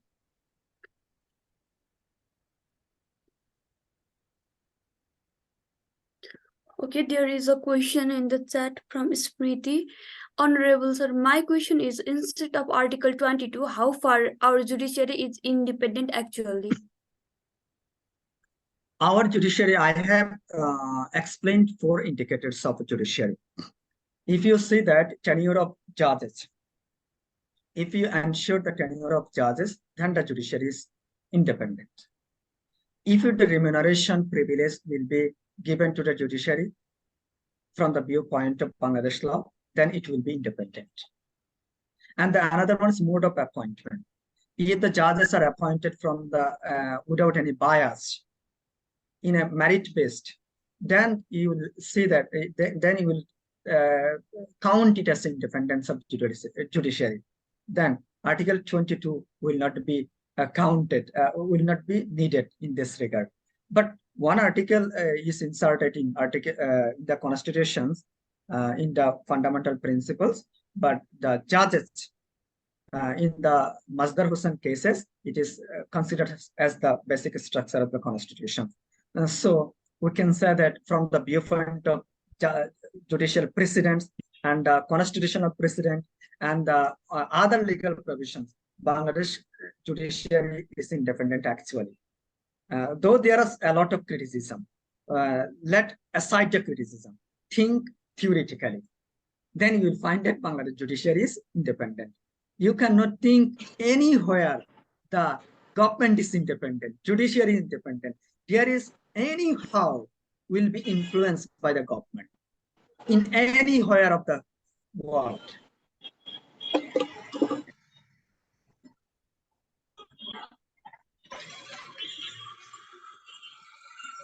Okay, we are taking last one question. If anybody has a question, you can ask. We are taking a question as it is the last question.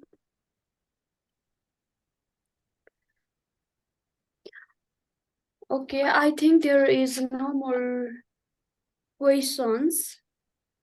Okay, there is a question. I think Bangladesh does not recognize the tribal people as Aboriginal, so whether this is a barrier to enforce their personal law in the court of law or not. Okay. Okay, this is absolutely a political question. You know that some Aboriginals ethnic groups are secured in the constitution, that is Article 18. I mean that probably. So there are a lot of Aborigines, ethnic groups in Bangladesh. If you, the State Acquisition and Tenancy Act 1958, there are 22 tribal groups in this act. Bangladesh constitutions, some in the provisions inserted this ensuring the rights of the Aborigines, but not the tribals. This is the political issue. This is the political issue. I don't want to recognize this political issue in this aspect. Okay, now I would like to close our question and answer session, and now I would like to move to the vote to thanks. Today we have Mr. Mostafizur Rahman Liman Sarkar. I apologize if I pronounce it wrongly. I would like to call him to give a thanks note and reflect on the today's session. The floor is up to you. Thank you.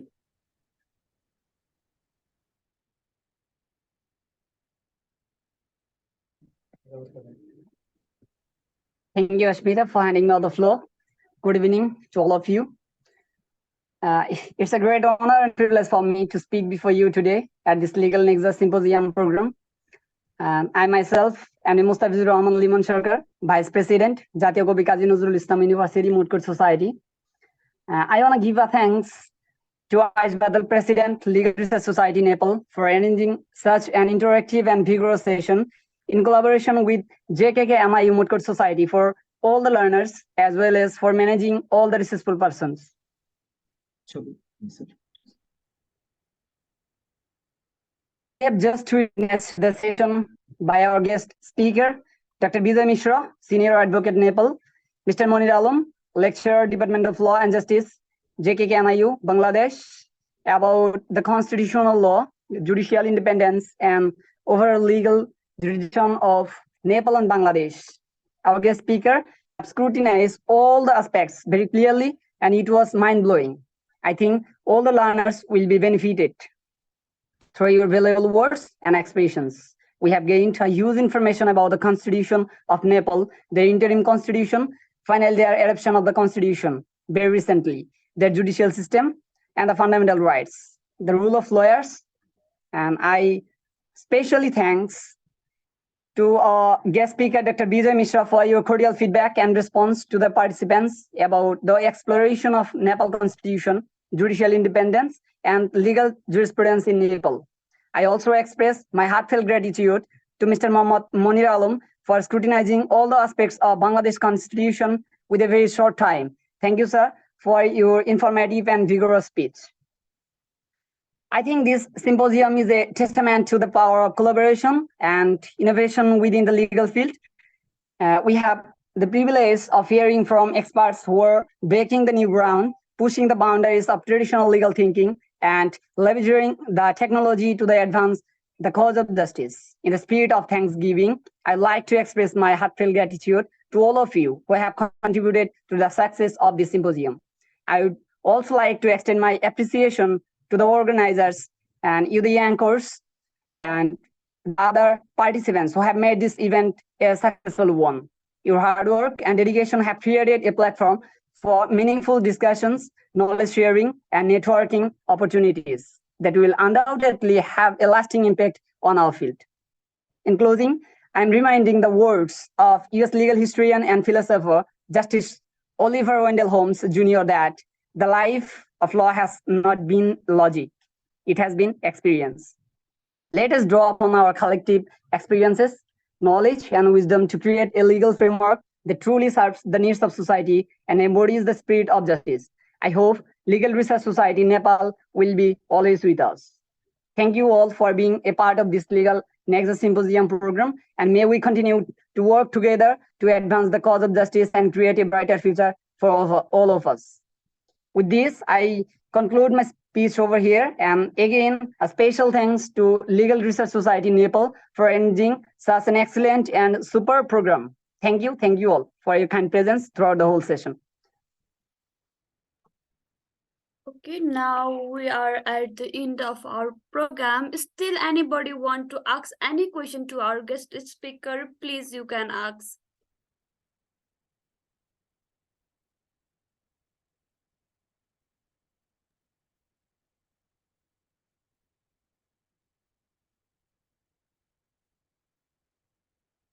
Yeah, I don't think there is any question, and the participants are slowly decreasing. So I think we would end the session here. I hope to see you all the participants tomorrow as well. We will be having another 2 guest speaker for tomorrow as well, from one from Bangladesh and another from Nepal for tomorrow as well. So I hope to see you all tomorrow as well. And I would like to thank all the participants, especially our two guests speaker, Mr.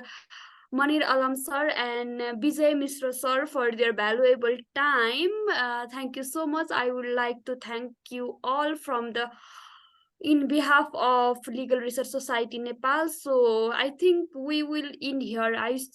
Is there anything? No, but again, I'm reminding, if anybody is missing to fill the attendance form, please fill it and we shall end the session. And hope to see you tomorrow as well. We will circulate new Zoom link through emails and or messages to you, and you can join it tomorrow as well. And whoever join the both session and complete the session fruitfully will get the certificate of participation. So please join tomorrow as well. So let's end the session here. Thank you so much again. Okay, you can end up the session.